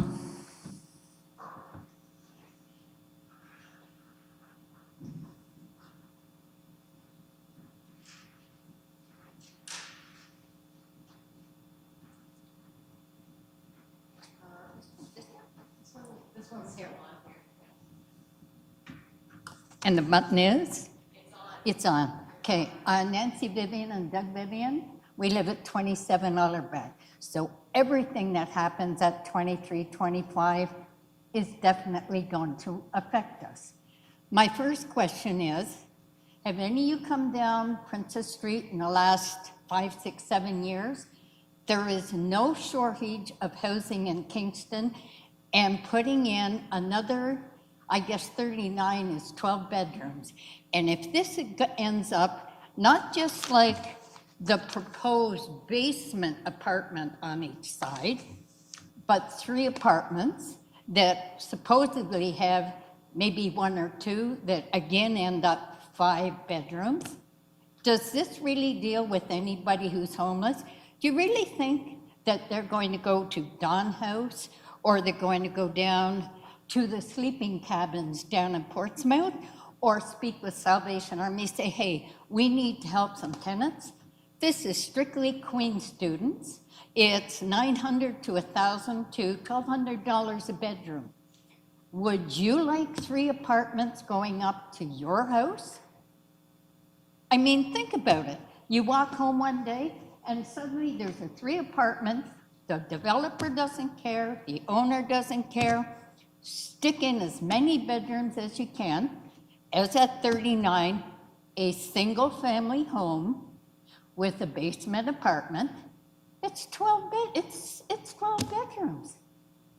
And are we really, really so stressed in Kingston for housing that this needs to go in? There are 10 bedrooms and 10 students in 23 and 25. Third parking for 4 cars. So what do you say? Do you think you have a landlord that would say, I'd love to have you as a tenant, but damn it, you have a car, so I'm going to turn you down? Doesn't happen. This affects the value of our home, which is ultimately, eventually, our retirement if we move into. And what do you think it does to the value of my home? What would it do to the value of yours, or yours, or yours? Would you like to live next to that? I mean, there are students now, and let's be fair, we're not against students. That place was a rental when we bought ours and was owned by a couple of different landlords, have been great. We have nothing against students. We get along with them. I fortunately have a laneway between my house and 25. So when kids move in at 25 and off in 23, we'll move our car and let their truck go in. So rest assured, we are not anti-student.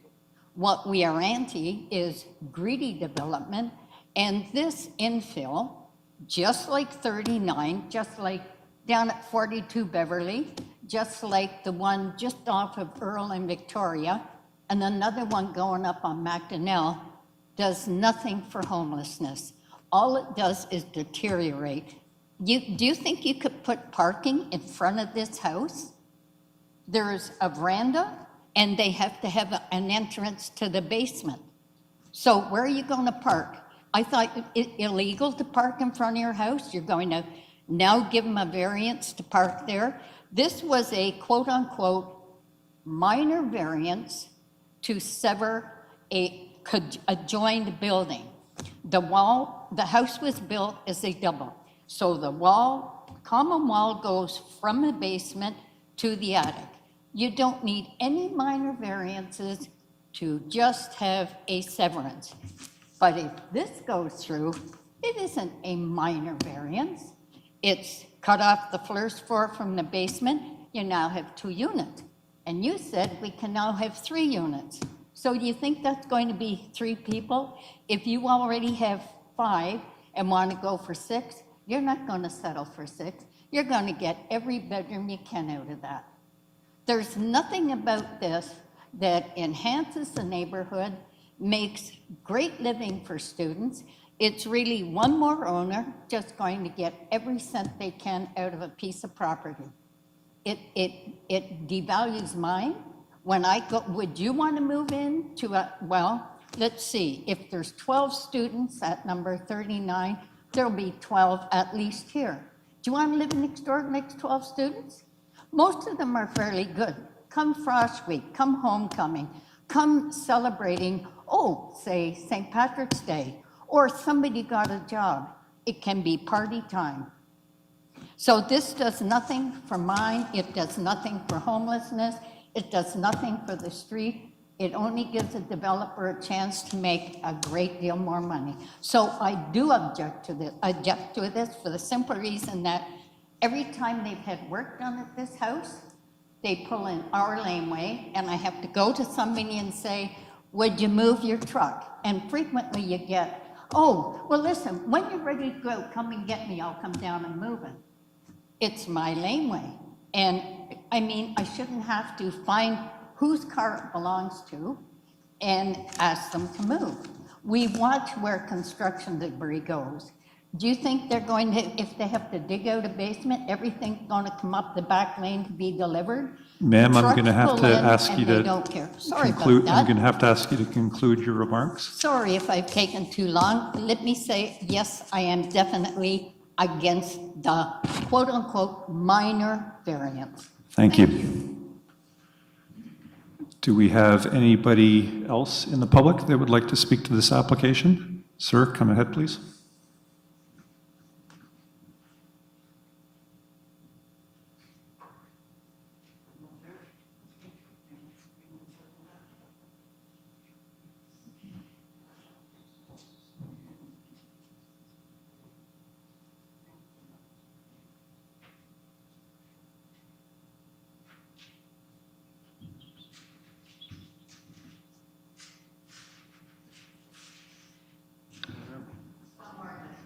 The red light?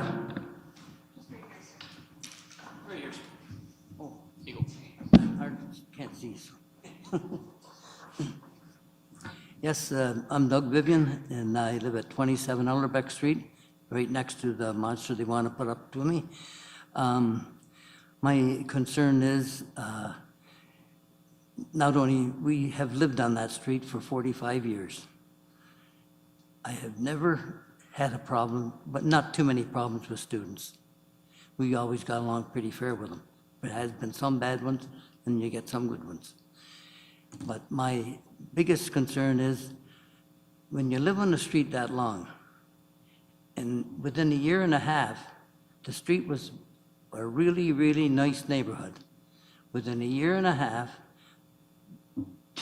you turned it into a student ghetto.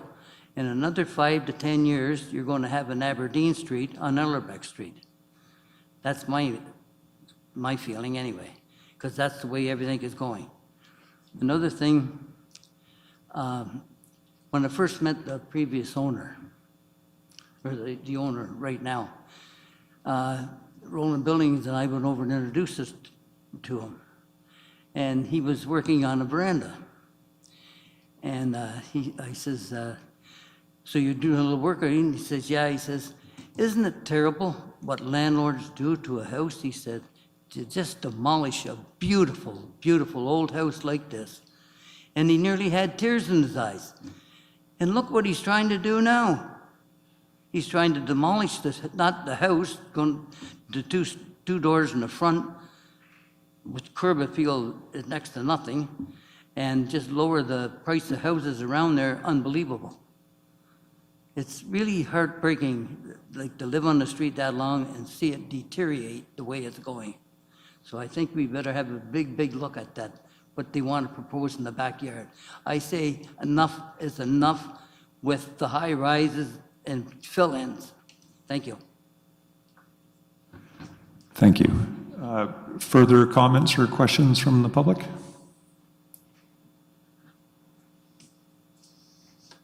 I'll ask a third time if there are any more public questions or comments for 23 and 25 Ellerbeck.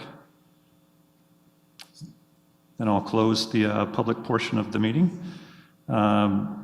Staff, would you like to address any of the public comments with respect to parking, that kind of thing? Thank you, through the chair. Through the public hearing and the public comments, we certainly heard a lot about density. And I highlighted earlier about how the official plan would not have us count density, but even going through that exercise of 302 square meters per severed retained lot and only 2 units as proposed, it still leads to a density of 65 units per hectare, which is well within the range of medium density residential, which contemplates this type of built form.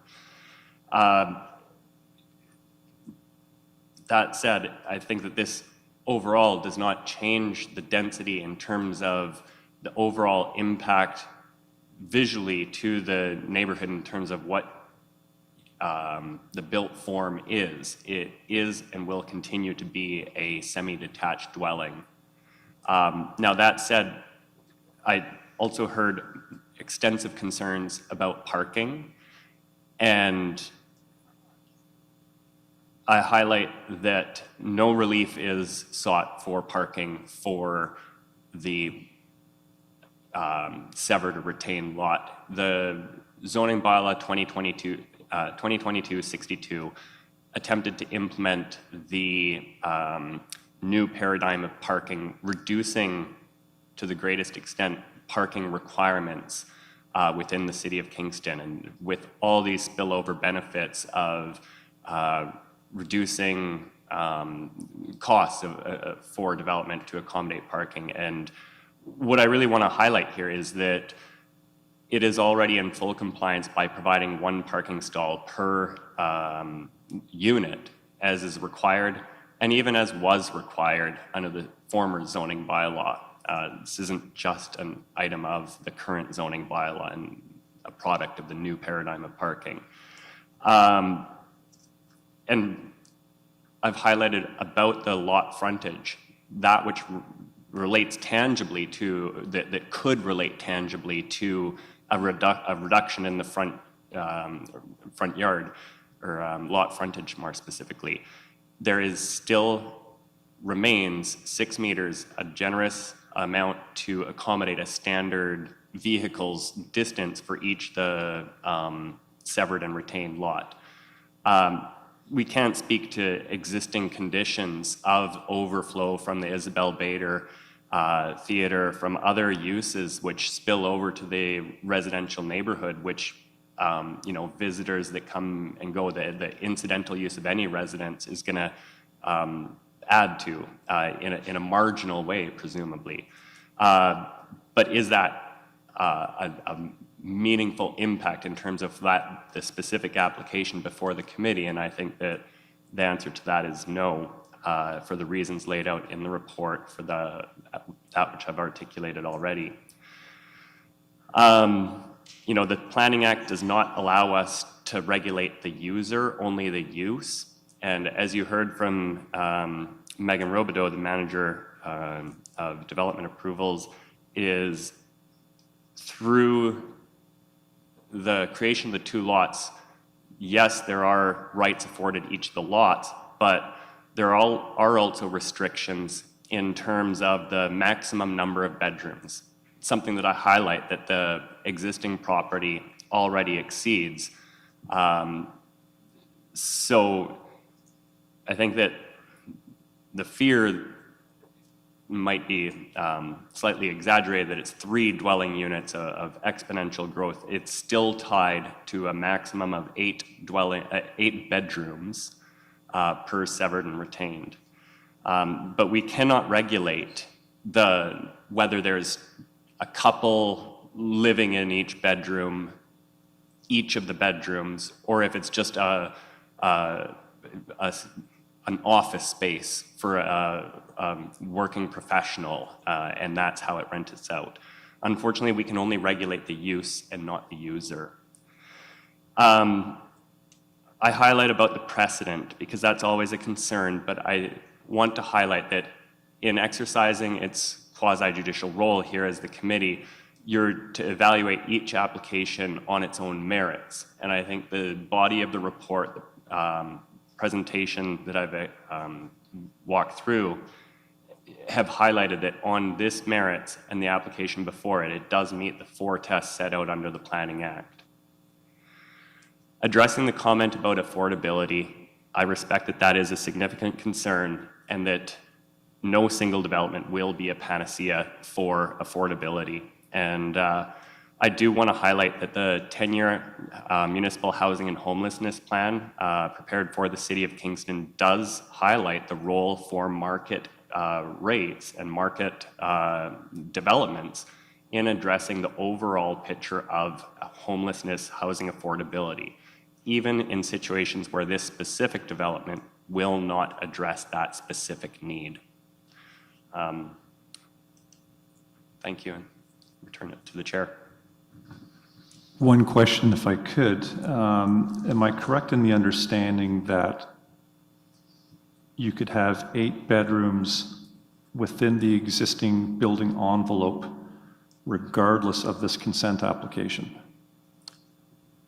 Through the chair, they have a legal non-conforming situation in which they actually have exceeded that by having 10. So it's within their legal right to use and continue the existing property for the 10 units. Okay, 10 bedrooms. In your analysis, then, we're coming closer to the desired use under the bylaw by intensifying. Like, we're not hitting the correct use per se, but we're coming closer to it. Am I correct in that? Through the chair, that is one way to look at it in terms of a semi-detached building is a permitted built form within this UR5 zone. That's true. They would be not in a legal non-conforming situation. Okay.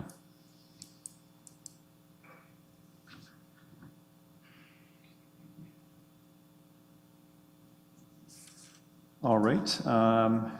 If there are no other comments from staff, I will come back to the committee to make a motion on this application. Are any of the members able to make a motion at this time? Ken? I just want to confirm that the application is to sever this building into two separate lots, two separate buildings, and no further development as a result of this application. I'd just like to really confirm that. Staff, can you speak to that? Through the chair, unequivocally, that is the nature of the application before us.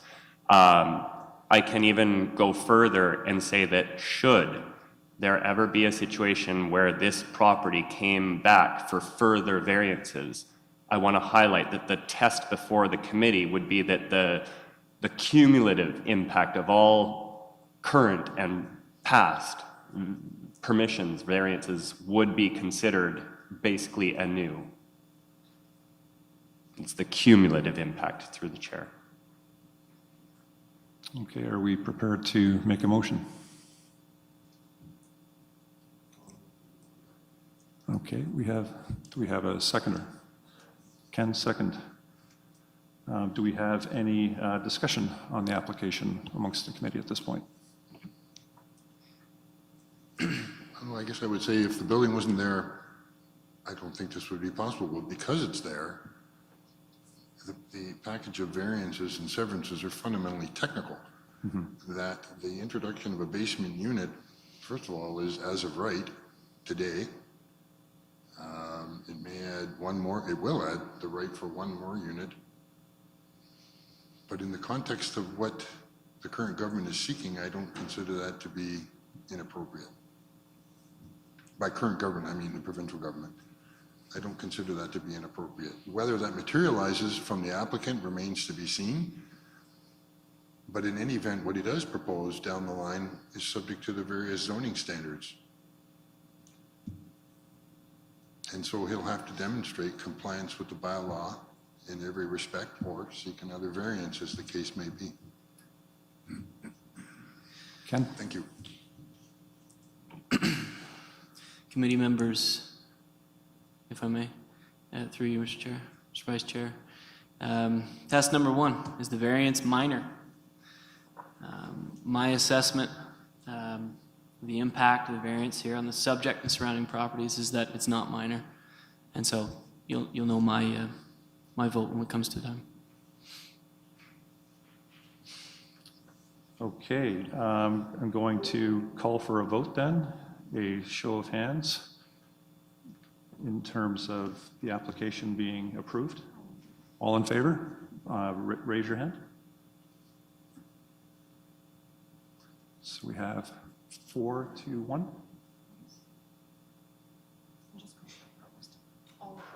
All opposed? 1. Carried.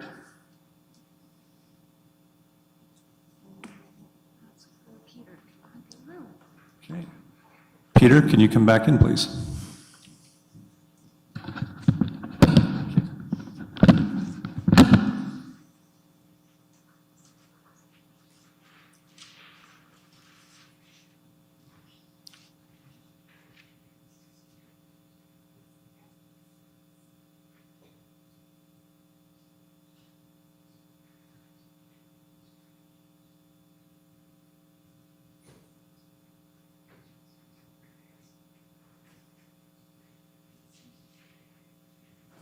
All right, I'll just, we've been into this for 2 hours now, so how do you feel about the requirement for maybe a 5-minute break? A little pit stop? Okay, 5-minute break, we'll come back here at 7:31.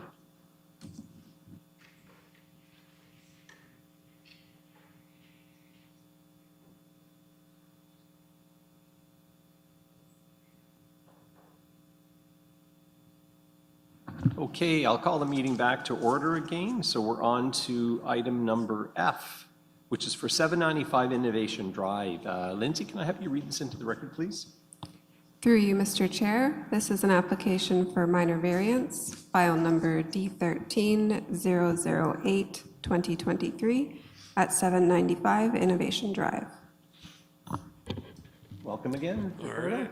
Hello again, and through you, Mr. Chair, this is a presentation on minor variance at 795 Innovation Drive. The purpose of the application is to develop a single-story light industrial building with warehousing and office uses. So here is the subject property. It's within the St. Lawrence Business Park next to John Mackin Park. It is currently owned by the City of Kingston, and it's under sale for business park development, and it's also currently undergoing site plan control. The official plan designation and zoning for the property is business park. So there are two requested variances. The first is to the rear yard setback with a requirement of 15 and a proposed setback of 9 meters. The 15-meter setback is required as the business park zoned property is next to a property that is in a different zone, that being the park. And the second variance is to landscaped open space. The requirement is 15%, and the applicant is proposing 12.9%.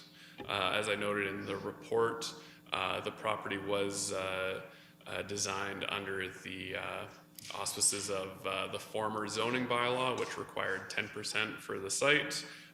They have increased the landscaped open space to 12.9. Here's the site plan for the industrial building, showing the general design and layout. Public notification was completed in accordance with the Planning Act, but no public correspondence has been submitted to the file. And staff consider that the variance meets the 4 tests under the Planning Act and recommend approval. Great, thank you very much. So I'll now call on the applicant or their agent to identify yourself by name and address, please.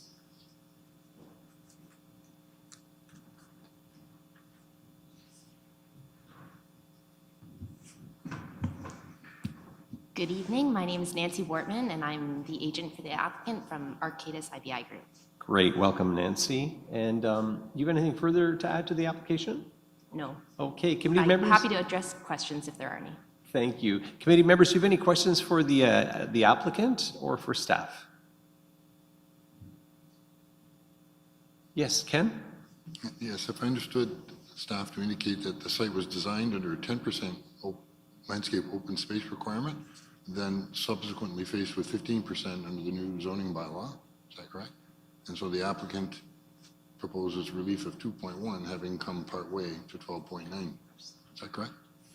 When I looked at the landscape plans under Dash, I wasn't quite sure if those were contemporary. Are those the drawings that are in site plan control right now? And I'll tell you what.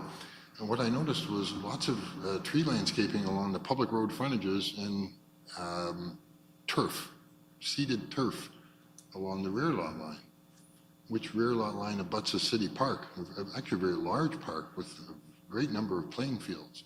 So it was a little unclear where the tree line that abuts or is adjacent to the rear lot line lies relative to the property line. If you go to schedule, I'm not sure what it is, F, I think it is, there's an air photo. And it shows the limits of the site schematically. And you can see to the east or the right-hand side of the rear lot line, there's quite a hedgerow there. Do you know if that's on city property? My point being is that if that was retained, then you've got a great visual buffer between the public use and the private use, particularly the backside of the back door of the industrial use. Do you know if that hedgerow is on city land? Either of you? Through you, Mr. Chair, I'm just bringing up the drawing, but yes, I'm assuming you mean the, there is a pretty significant row of bushes that is on the park side, on the city-owned land. And under site plan control, the city would take steps to protect that hedgerow? In other words, deny its removal or grading? Yes, correct. It would be on the city-owned property, so the site plan control would only apply to the subject property. And the extent of work to limited to the property itself. Sorry, I didn't catch that. The extent of site works would be limited to the property itself, hence preserving the hedgerow. That's what I'm after. To my knowledge, yes, but maybe I can defer to the applicant on this one. Through you, Mr. Chair, yes, it's my understanding that the plantings are on the city-owned land, so the site plan will apply to the parcel that they are proposing to purchase for this, and there will be no off-site works on the lands owned by the city. I will note that there will be a 3-meter wide planting strip that will be required to meet the planting strip provisions in the zoning bylaw, which require it to be planted a certain way. I don't believe that the site plan control application that was submitted prior, then we're going through this minor variance, they will have to submit updated drawings through the site plan control process. So the landscape plan that you had seen there may not be the most up to date, but there will be a requirement for planting as per the bylaw as part of site plan control. Well, I would encourage you to put more plantings along the rear lot line if you can. Yes, noted, thank you. Okay, any further questions? Just a comment to follow up on your question. I walk my dog there quite a bit, and the actual soccer field is sort of tableland below, so it's like a saucer shape. So if you're actually on the field, there'd be a bit of a berm that you would see. You wouldn't be like directly looking into the back wall of an industrial building. Right, that's right.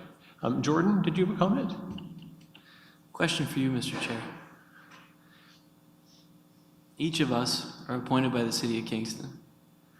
How are we able to adjudicate something like this when the owner is the City of Kingston? Is this how we've always done it? You've done this a lot longer than I, so. Sure, I don't know that we're necessarily adjudicating it. It's a matter of going through the process, gathering the information, asking the questions. Wrong word then, not adjudicate. How can we make a decision on this? How are we not conflicted if we were appointed by the City of Kingston? These are all City of Kingston staff. But we work independently of the city in a public forum, and we only meet in this public forum to discuss this. And we have the powers to supersede or to change some of the recommendations that the staff make. Okay. It's a valid question. I'm just not sure that I've been on this committee with you for a while now. I'm not sure that I've dealt with a property owned by the city. And if I have, then maybe I didn't ask this question, but I'm just curious. Yeah. Thank you. Yeah, good question. Any other questions? Okay, yes, Peter. I think you've touched on something that I picked up on too, the owner of the property being the city. That, we talked on our first meeting there about conflicts of interest and things like that, and I just wondered, I did have that same question, but I understand that I'm sure that it's gone through the proper channels, at least I would hope it has. I'm sure there's some tricky wording in law that allows this to have a foot in the door. Well, I would only hasten to add that the staff are obliged to render an objective opinion professionally. Mm-hmm. But what changes it a bit, if I understand you correctly, is Bill 23 has removed the right of third-party appeal. Right. So that there's no ability of a third party to get before an independent tribunal. Mm-hmm. So we'll just have to use our best judgment, I think. That would be it. Okay, so I'll now open the public portion of the meeting. Do we have any members of the public wishing to speak to the application for 795 Innovation Drive? Raise your physical hand. Is there anybody in the gallery? Okay, there's nobody. I'll call one final time. Is there anybody here to speak to the application for 795 Innovation Drive? I did see a hand go up there, no? Okay, so seeing none, I'll close the public portion of the meeting and come back to the committee for a motion. So moved by Jordan, seconded by David. Any discussion, further discussion? I'm in favor because I think it's good, Yeah, but not because I'm worried about the city. I'm just saying. It was a very valid question. Okay, so all in favor, raise your physical hand. And that would be unanimously carried. Thank you. Okay. So next is number G, which is for 78 Gore Street. Lindsay, can I have you read this into the record, please? Through you, Mr. Chair, this next application is for a minor variance file number D13006-2023, and the address is 78 Gore Street.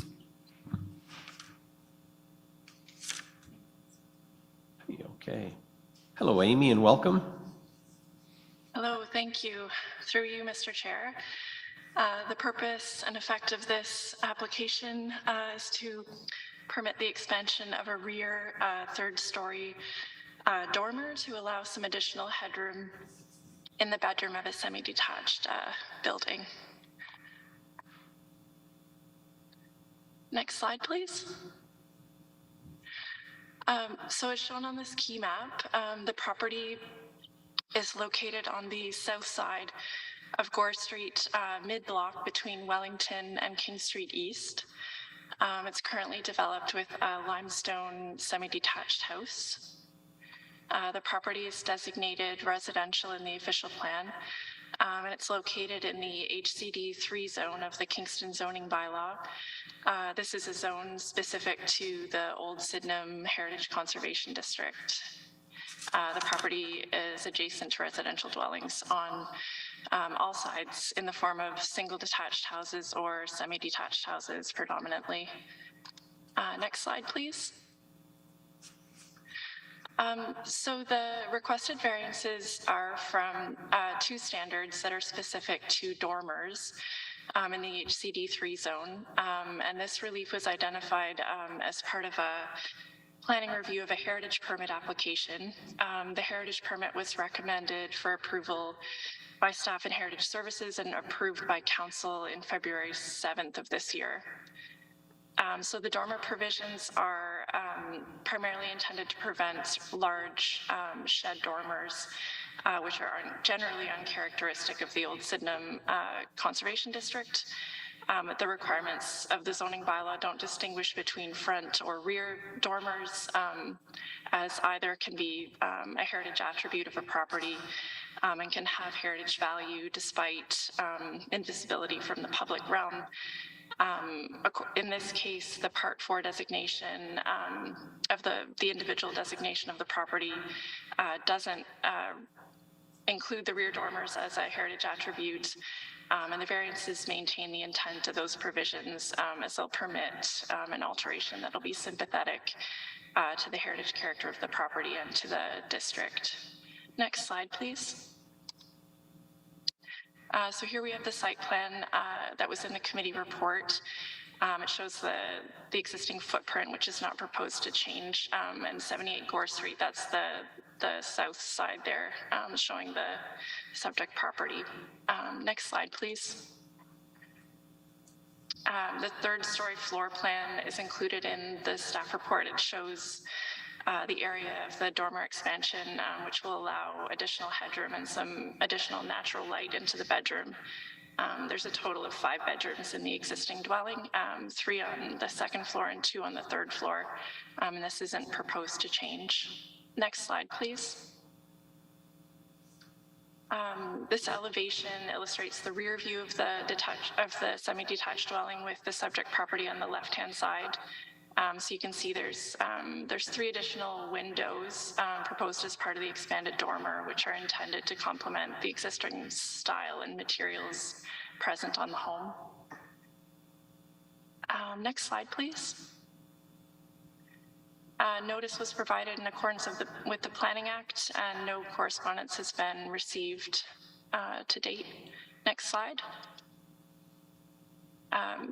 The application meets all 4 tests of a minor variance as detailed in the staff report. It'll support the residential function of the semi-detached dwelling, and the design of the expanded dormer will complement the character of the property and the district and will not result in any adverse effects. And I'm happy to answer any questions. Thanks very much, Amy. Thank you. So do we have the applicant or their agent with us this evening? Yes. You can take the speaker seat. And I'll just get you to state your name and address for the record, please. Yeah, it's Mike Preston, and my address is 74 Gore Street. 74, okay. Is there anything further you wish to add to the application? I don't think so, no. Nothing at all. Okay, committee members, do you have any questions for the applicant? Peter. It appears to me from what I could get from the report, it's sort of squaring off that one little corner. In other words, it's bringing the dormer that's recessed is bringing out to meet the other. It's not going to be out any further than the others. It's basically just squaring off that little infill, I guess you would call it.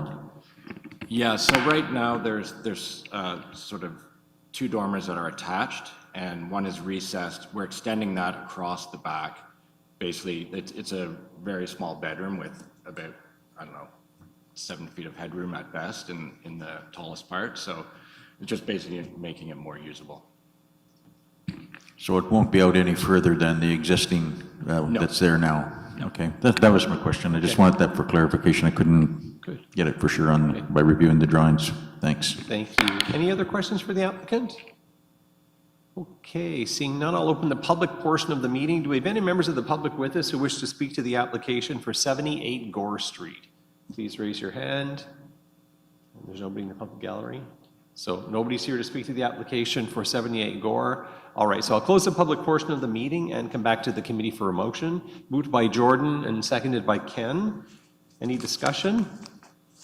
So all in favor, raise your physical hand, and that's unanimously carried. Thank you. Great, thank you. And the next one, which would have been H, is now K, which is an application, supplementary report for 3060 Lindsay Lane. So Lindsay, can I have you read this into the record, please? Through you, Mr. Chair, this is an application for minor variance, file number D13-004-2023 for 3060 Lindsay Lane. And welcome again. All right. Wow. Hello again. Through you, Mr. Chair. This is a minor variance application at 3060 Lindsay Lane. I do want to apologize for any last minute confusion there with the supplementary report, but I'll happily guide us through it here. So the purpose of this application is to construct an accessory structure within a front yard. Here is the property on Lindsay Lane. It fronts onto Lowborough Lake. The site is about 1,700 square meters in size. And so the request variance is for the location of the accessory building. The requirement for accessory buildings is that they be located in the rear, exterior, or interior yard. The applicant is proposing to locate it within the front yard. And here I can go through how we got there, because that's a little different from the report that was submitted to you. So through a specific section 8.3.2.4 of the bylaw, in the rural zone, when lots are under a hectare in size, they're subject to the rural residential lot provisions. And so that means that the lot would be subject to the accessory structure provisions of 4.1.2. That means that the setbacks of 1.2 meters do comply with zoning. But there is the provision of the yard that it can be located in. So here's the site plan. The garage is located down near Lindsay Lane there, and as you can see, I have the key map which shows the adjacent properties, similarly having garages in the front yards. So no public correspondence has been submitted to the file, and public notification was completed in accordance with the Planning Act. And staff consider that the variance meets the 4 tests under the Planning Act and recommend approval. Thanks. Great, thanks very much. So do we have the applicant here? Yes, so please come on up. Take the cool seat.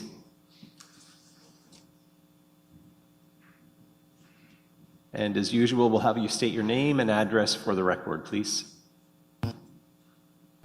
Kent Bates, 3060 Lindsay Lane. Great. And Mr. Bates, is there anything further you want to add to this? Not really, just the reason that it's kind of in the front yard is because we're close to Lober Lake, so it's to be set back as far back from the lake as possible is our goal, so.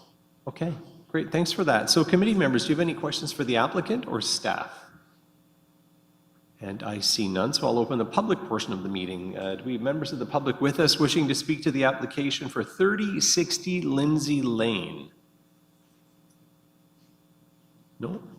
I don't see anybody, and there's nobody in the public gallery, so I'll close the public portion of the meeting and turn it back to the committee for a motion.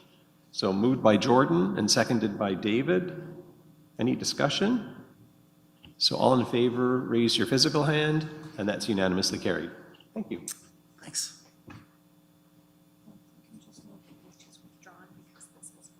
Okay, yeah, and so we'll note that item number H on the agenda had been withdrawn and superseded with this item, which is item K. That was part of the supplement at the beginning of the meeting.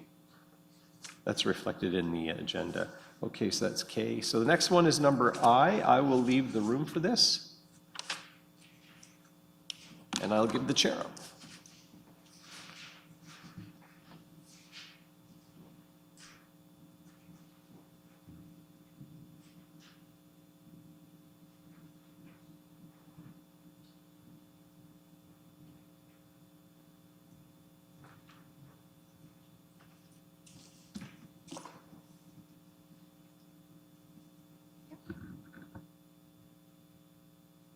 The record. Through you, Mr. Vice Chair, our next application is for minor variance and consent, file numbers D10-030-2022, D13-066-2022, D10-031-2022, and D13-067-2022, and the address is 3125 Creekford Road.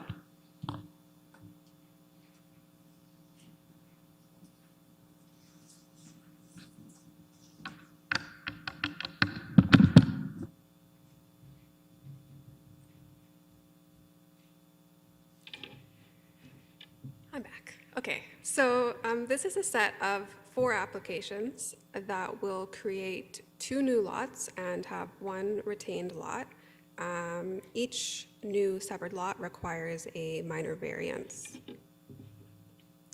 Here we have the key map and the neighborhood context maps for reference. There are also exhibits E and F from the report. So this slide shows the severance sketch, which is also found on Exhibit J of the report. Severed Lot A is the first set of 2 applications, and then Severed Lot B is the middle lot, it's the second 2 applications. Severed Lot B does contain an existing single detached dwelling, and then Retained Lot C is also identified on the slide. There's a hashed area that you'll see on Retained Lot C. That's the area that was identified as the developable area by the environmental impact study that was performed. So that smaller portion on Retained Lot C is the developable area.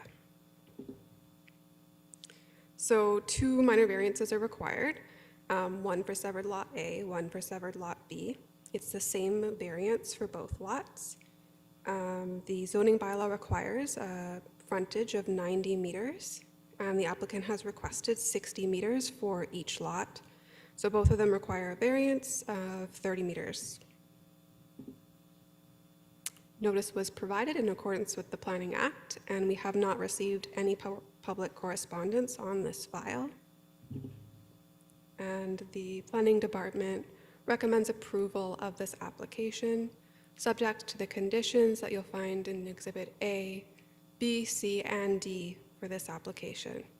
I'll leave this in your hands, Mr. Vice Chair. Thank you. I would call next the applicant if they have anything they would like to add to the application.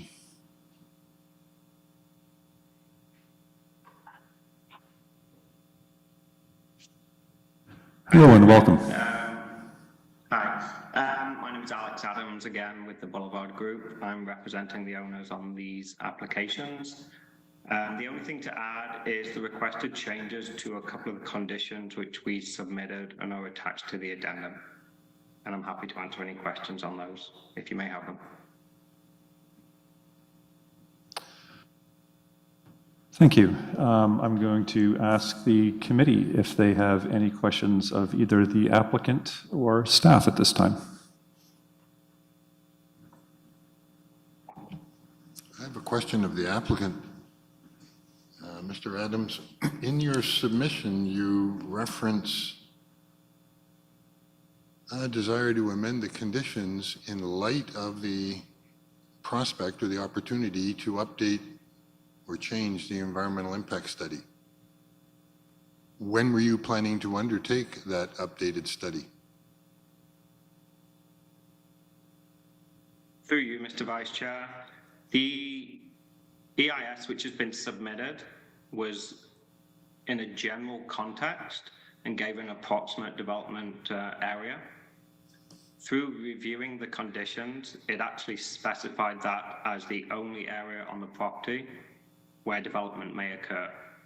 There is no intent at this time to develop that lot. The request of this flexibility in the condition is as and when the owner may develop it. If at that time a house or any portion of the development may be outside that area, the reason for this requested change is that at that time, if they do submit another EIS which says that it is appropriate, it would be reviewed by staff at that time.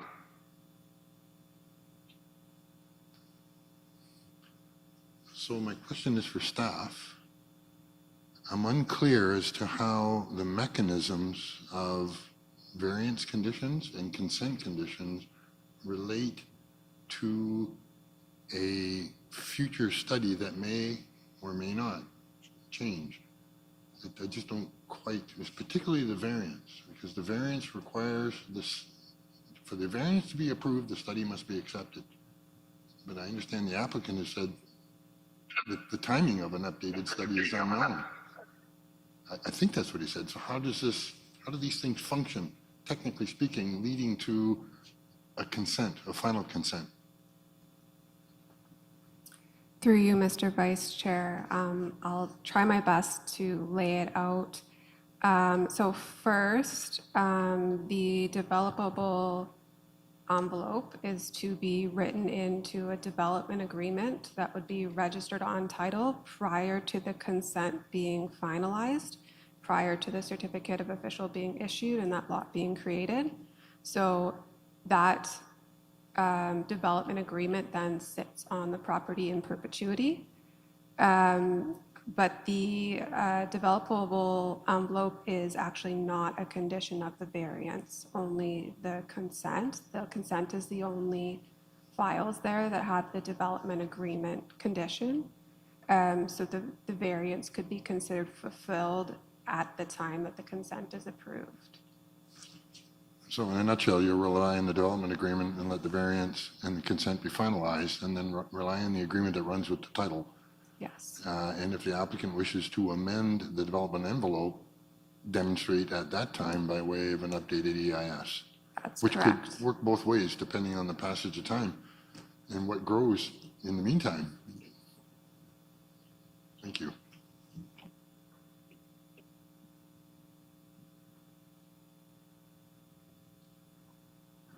Do we have any more questions from the committee?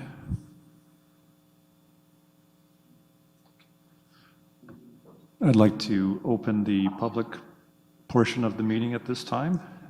If anybody would like to speak to the application at 3125 Creekford, please come up.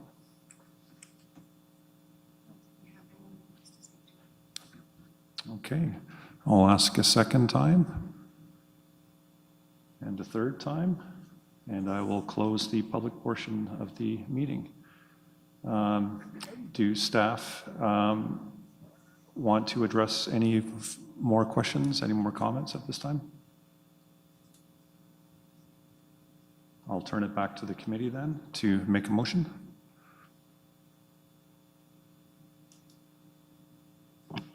Mr. Vice Chair, I think staff want to make a comment? Through you, Mr. Vice Chair, if the committee would like, we could address the applicant's request as far as amending those two conditions and whether or not staff supports the amendments. Okay. Okay, so for the condition number 11, which is the condition to do with the developable envelope and the EIS, we did review the applicant's request to amend that condition to basically provide more flexibility in the future to not lock that development envelope into the development agreement fully, but to allow the flexibility to evaluate a new EIS at a later stage. We don't have any concerns if the committee would like to make that amendment to the condition. However, we did consult with our legal department and did come up with just slightly different language than what was submitted to you by the applicant in the addendum. So if you would like that language, we do have it available. And then for the second request, which actually comes first in the applicant's submission there, the request to change condition number 4 for the archaeological assessment. I can also speak to that one. That condition is a recommended condition from staff in Heritage Services who are not in attendance to the meeting tonight. But subsequent to the applicants requesting that change, we did discuss their request with Heritage Services. And it's the recommendation of staff that the condition remain as originally shown on exhibits A through D, because archaeological clearance is regulated by the ministry. So the appropriateness of scoping the archaeological assessment in this instance would need to be determined by the consultant archaeologist and approved by the ministry, rather than being determined by us as city staff. However, we do acknowledge that the condition as proposed in our original exhibits does already allow the flexibility for the city to accept a scoped assessment if it's approved by the ministry. Okay.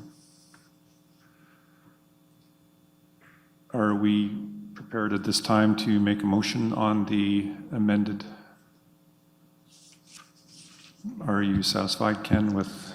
Yes, I'm prepared to make a motion. As I understand it, the staff position is to accept 11N as amended by the consultant, given that the city controls the process related to the EIS, whereas conversely, for condition 4, staff don't support it by reason of the fact that the applicant can negotiate with the Ministry of Culture as to the scope of work. I would support those two, the second, condition number 11 amended right as proposed or wording satisfactory to staff, and leave condition 4 as written in the staff report. And that's a motion. Okay. Sorry, Mr. Vice Chair, if I could just jump in quickly here. In order to introduce any amendments to the floor, we do have to have the initial recommendation on the floor. So just before we move further in the conversation, if we could just get a mover and a seconder for the entire recommendation, and then we can discuss motions to amend. Okay. I'll move. Okay, we have a mover, a seconder? Okay.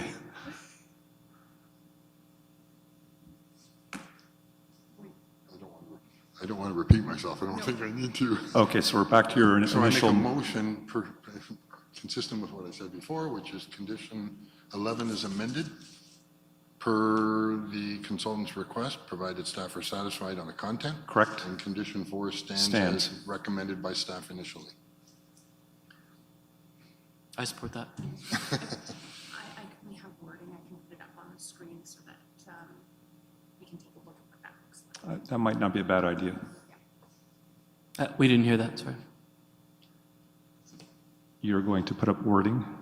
Yes.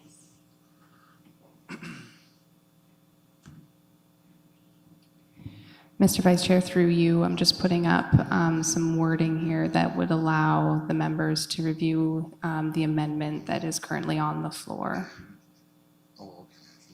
And just ensuring, Mr. Teknos-Levy, that you are okay with seconding that.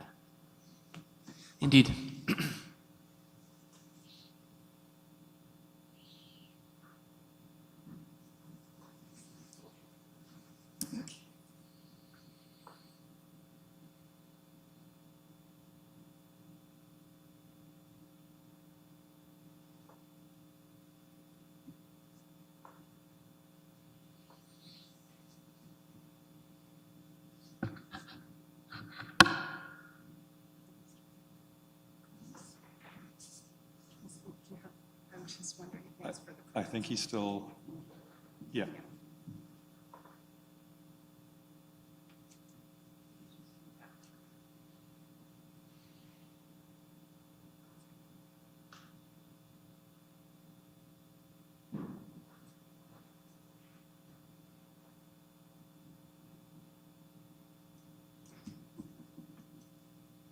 Technical difficulties, please bear with us.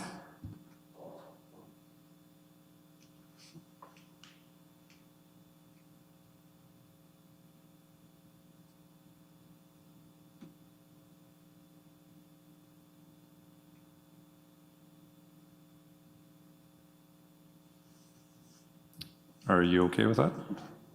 Okay. So do we have any more discussion after the motion? No. Okay, so let's have a vote by a show of hands on the amendment. So carried unanimously.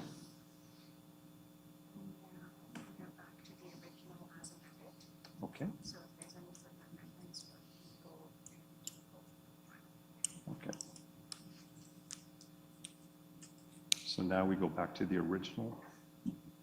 Sorry, Mr. Vice Chair, through you. So now we are back to the recommendation that's on the floor as amended, with those condition 11 being amended. So it is up to the committee whether they wish to move any further amendments, or you could call the vote on the entire recommendation. I do see that the applicant does have his hand raised if you wish to allow him to speak during this time.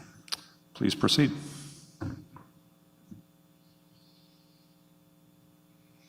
If the applicant would like to speak, please proceed. Hi, through you, Mr. Vice Chair. I just wanted to give a little bit more context on the request to amend the archaeological condition.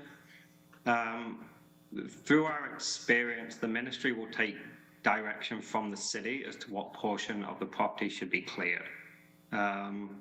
If the wording of the condition is to clear the whole of the property, as in the whole 14 hectares, that is what the ministry will request from us. We've had another fairly recent application through the city on the same street on the north side of Creekford Road, where the condition was worded that archaeological clearance shall be required for the first 100 meters back from Creekford Road. Our request to change this at the time now is that through our experience, the ministry will not negotiate if the wording of the city's condition is for the whole of the property to be cleared. The reason for this, there's a significant cost implication on the applicant here to clear the whole of the property from an archaeological perspective. Just from a common sense position, if there's an EIS and a development agreement on title restricting the area of development, it seems unfair on the owner to have to clear the whole of the property if there's another restriction, meaning that they can't develop anywhere else on the property. So I ask that you reconsider the condition requested for the archaeological condition. Thank you. Thank you. Any further questions from the committee or staff? I do have a question for staff. You heard what Mr. Adams said. Does the staff have a perspective on those observations and the request? Yeah, through the Vice Chair. So based on conversations that we've had regarding our standard archaeological requirements with Heritage Services staff, who are our staff experts in this particular area, we understand that because archaeological clearance is regulated by the ministry, and as such, the licensing requirements for archaeologists in the profession who would have the ability to prepare such an assessment are provided by the ministry. Staff do not have the information or the expertise that would be required in order to say whether a scoped assessment would be appropriate under the province's regulations for archaeological clearance or not. That determination needs to be made by a professional archaeologist in consultation and subject to the ministry's approval. So that's why we as staff are not in a position to make a recommendation one way or another in terms of the appropriateness of a scoped assessment.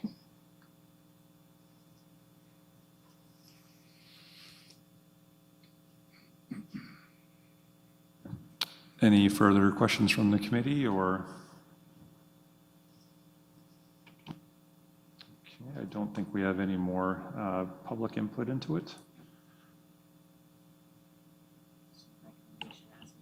Yep. So recommendation as amended. Can we call a vote on it then? So do we have anybody who wants to? All in favor? Can we have discussion on what Mr. Adams just clarified? I just want to know my colleagues' views here. I think I'm uncertain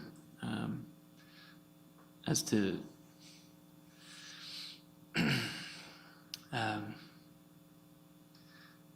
don't know your name, sir, because we just met, but can I know your view on what Mr. Adams has just said? Yes. Well, I guess my view is based on my experience, Right. which is, and I appreciate Mr. Adams' experience. My experience has been different. I think it would be ashamed to see 14 hectares of property cleared, particularly given that a good chunk of that 14 hectares is environmentally sensitive, wetlands, this, that, and the other.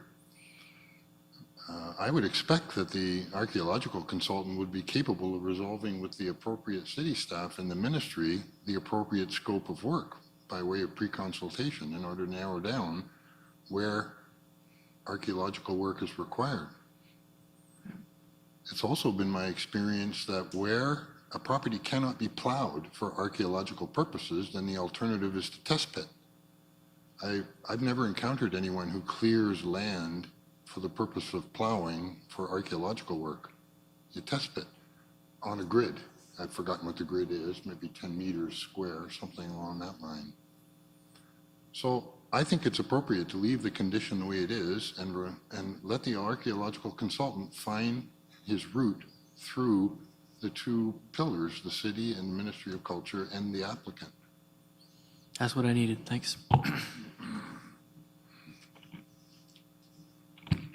It's been an interesting discussion, but what I got from it, and I hope I'm right here, is again, they're trying, with this amendment, they're trying to marry up the development area with the requirement for clearing. And as you say, you got a little square in the front there of the lot, but there's a lot of other parts of that lot that you say are with the environmental impact study have identified, just various concerns with, watercourse and woodlands and so on and so forth. It just doesn't make sense to me that you would clear the entire, 14 acres because of this little corner you're going to build on. I think that's what the whole purpose of the amendment is. Is that not correct? You did. That it's given them some flexibility. Not saying that they can't, the ministry can't come back, or the owner can't come back, or the archaeologists can't come back and say, look, we have to satisfy ourselves, we have to clear the whole thing. I think the ministry would give them some flexibility. It's my understanding that the ministry, if we put in that the whole place has to be cleared, the ministry is going to say that's what has to be done, regardless whether it makes sense or not. And I don't think we should tie the hands of the city, the ministry, and the applicant to clearing the entire piece of property. I think that's my understanding of this. I hope I'm correct. My question to staff revolves around the notion of interfacing with the ministry. Is there the ability through further discussion with them to refine it down? I'm not sure I understand why we're locked into examining the entire parcel as opposed to just sort of refining the focus a bit through further discussion. Through the vice chair, I think staff are certainly open to having those discussions. In this particular instance, as we've noted, as staff, we have no concerns in principle with a scoped archaeological assessment in this instance, if that's deemed to be acceptable by the ministry and by the consulting archaeologist completing that work.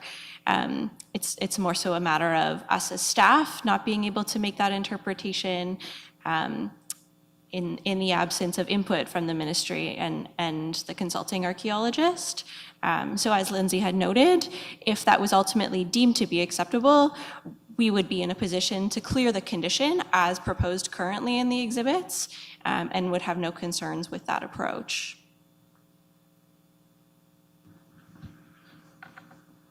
My question to the applicant, sir, would you prefer to defer this application to have that process go through further discussion with the ministry, or what is your thinking on that? Through you, Mr. Vice Chair. Just first of all, I just want to agree with one of the previous committee members. I'm sorry, I don't know everyone's name yet. But yes, the request is at this time to give ourselves flexibility. If the ministry came back at that time and said, no, you have to clear the whole of the property, that is what we would do. We're just asking it to be the other way around than what staff is currently suggesting, because through our experience, they will not change their position if the city's decision were to a different way. So we would just clear that area if the ministry agreed to it. If the ministry said the whole property had to be cleared, that is what we would do. Our request at this time is not to defer, just from a timing perspective. We'd like a decision to be made tonight. But yeah, just to reiterate, if the ministry came back, even if the decision said you can scope it, the ministry said we could not scope it, then we would clear the whole property. Again, it's just to give flexibility. We may have to clear the whole property if the ministry says that. We're just hoping that there's some flexibility being able to add to the actual condition wording tonight. Thank you.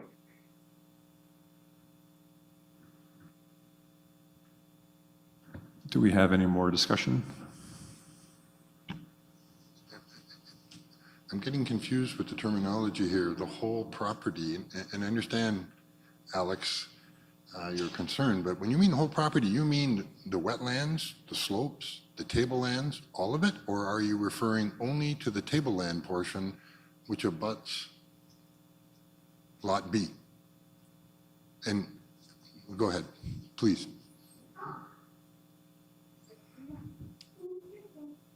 That's both. The whole property would ultimately be cleared. You are correct, though, that the wetland, etc., would not have to be actually assessed on the ground. No test pits, etc., not ploughed. But it would be the whole property, the whole of the tablelands. If you're able to add actually up the severance sketch, it kind of shows the area that would need to be assessed under the current wording, as opposed to the area that I'm actually requesting tonight. The area in question is the area south of the proposed severed lots, A and B.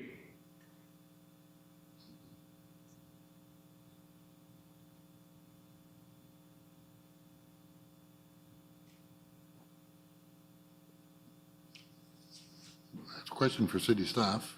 What is the nature of the city's tree cutting bylaw? I'm not familiar with it. Is there one? Through the chair, yes, we do have a tree bylaw in the city of Kingston, and there's different regulations that apply to properties in the urban area versus the rural area. Generally, I would say there are provisions in the rural area of the city of Kingston to provide for tree clearance in association with normal farm practice. And in general, the tree bylaw is more permissive, I would say, in the rural area than in the urban area as it relates to tree clearing for that reason. There are other specific provisions in the tree bylaw to provide for tree clearance in association with the creation of a driveway and those types of things. And then the other important consideration is where there's significant woodland or environmental protection area located on a lot, there are specific provisions related to tree removal within those designations in the official plan. So now I have a question for Mr. Adams. Sir, are you averse to test pitting as a means of archaeological investigation as opposed to having to clear and plow the land?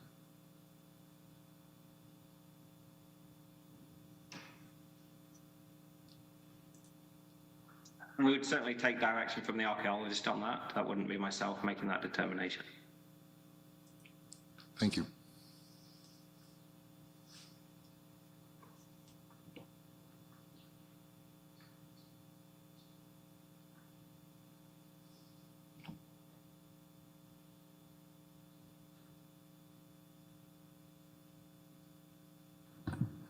All right, are we prepared to vote on the motion as amended then?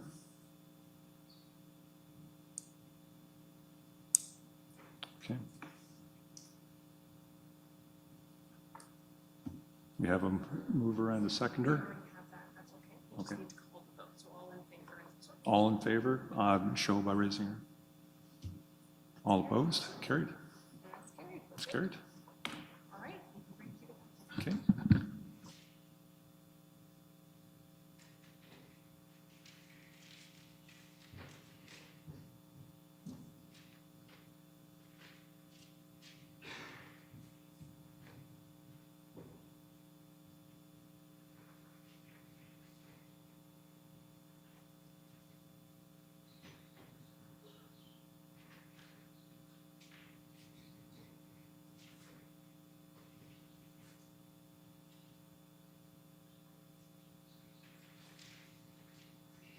Okay, so we're on to our last application, which is for 284 Westdale Avenue. Lindsay, can I have you read this into the record, please?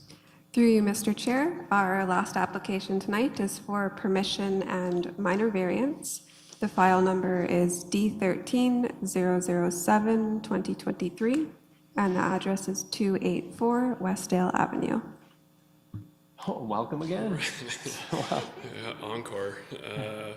Okay, so yes, this application is for permission and minor variance for 284 Westdale Avenue. The purpose of the application is to increase the height of the existing single detached house by 1.2 meters and to add an additional unit in the basement to fit the walkway to the side entrance. The applicant requires relief for the driveway width. So here's the property located on Westdale. According to MPAC data, the single detached house was built in 1948. It is zoned an urban multi-residential type 6 zone, which permits triplexes and apartments, but does not permit single detached houses. So the single detached would be legal non-conforming. So the permission is to permit the increase in height of the house by 1.2 meters, and the variance is to the driveway width. The requirement for a driveway is 3 meters wide, and the proposal is for 2.7 meters wide. Again, that is to fit the walkway to access the door to the street. So here you can see the site plan, and which includes that 1.2 meter walkway. And it's intended that the cars park in tandem, one behind the other on the driveway there. Here's, for some added context, are some elevations of the house with the increased height. And Public notification was completed in accordance with the Planning Act. We have not received any correspondence relating to the application.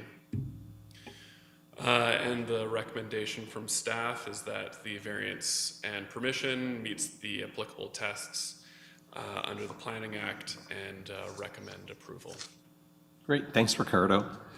Okay, so do we have the applicant in the house? You can just sit right here, yeah. Yeah, this is good. We'll just have to get you to hit the mic so we can hear you. Yeah, name and address for the record, please. What's that?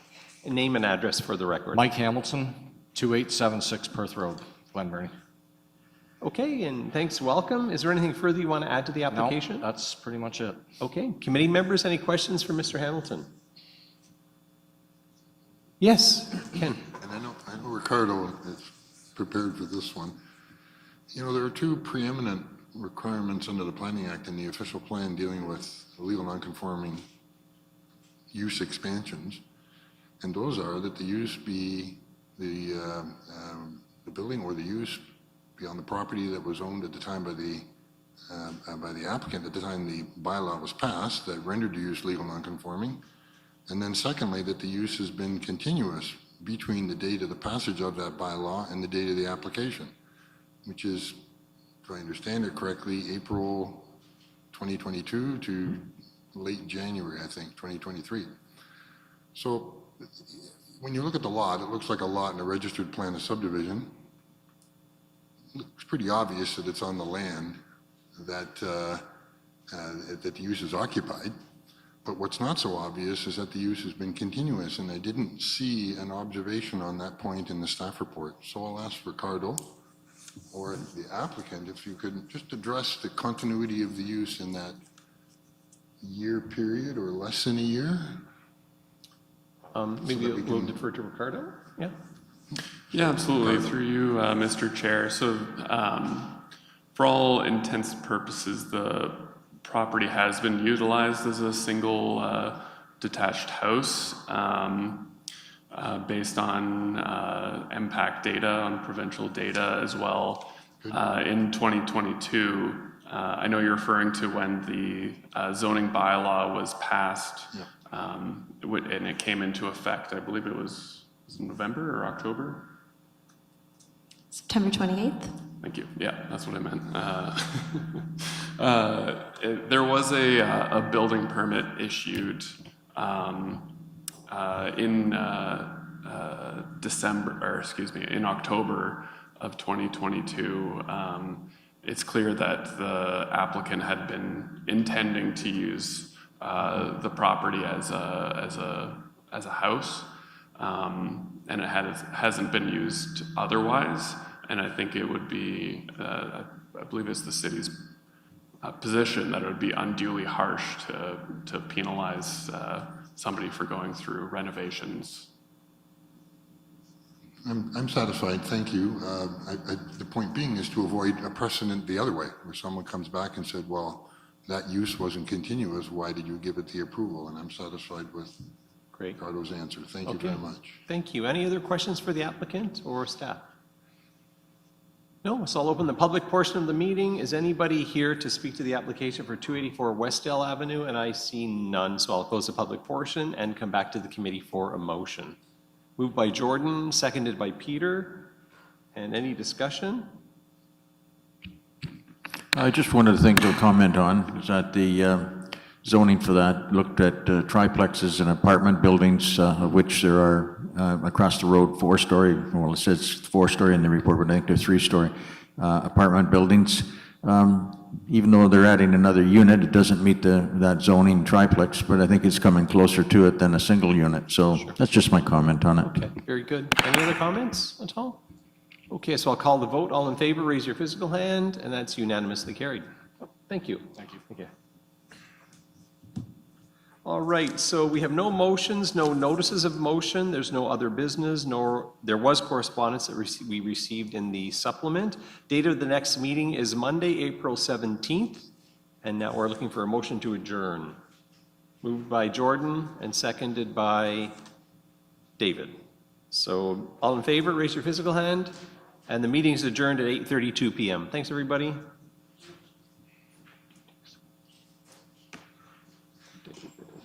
Okay.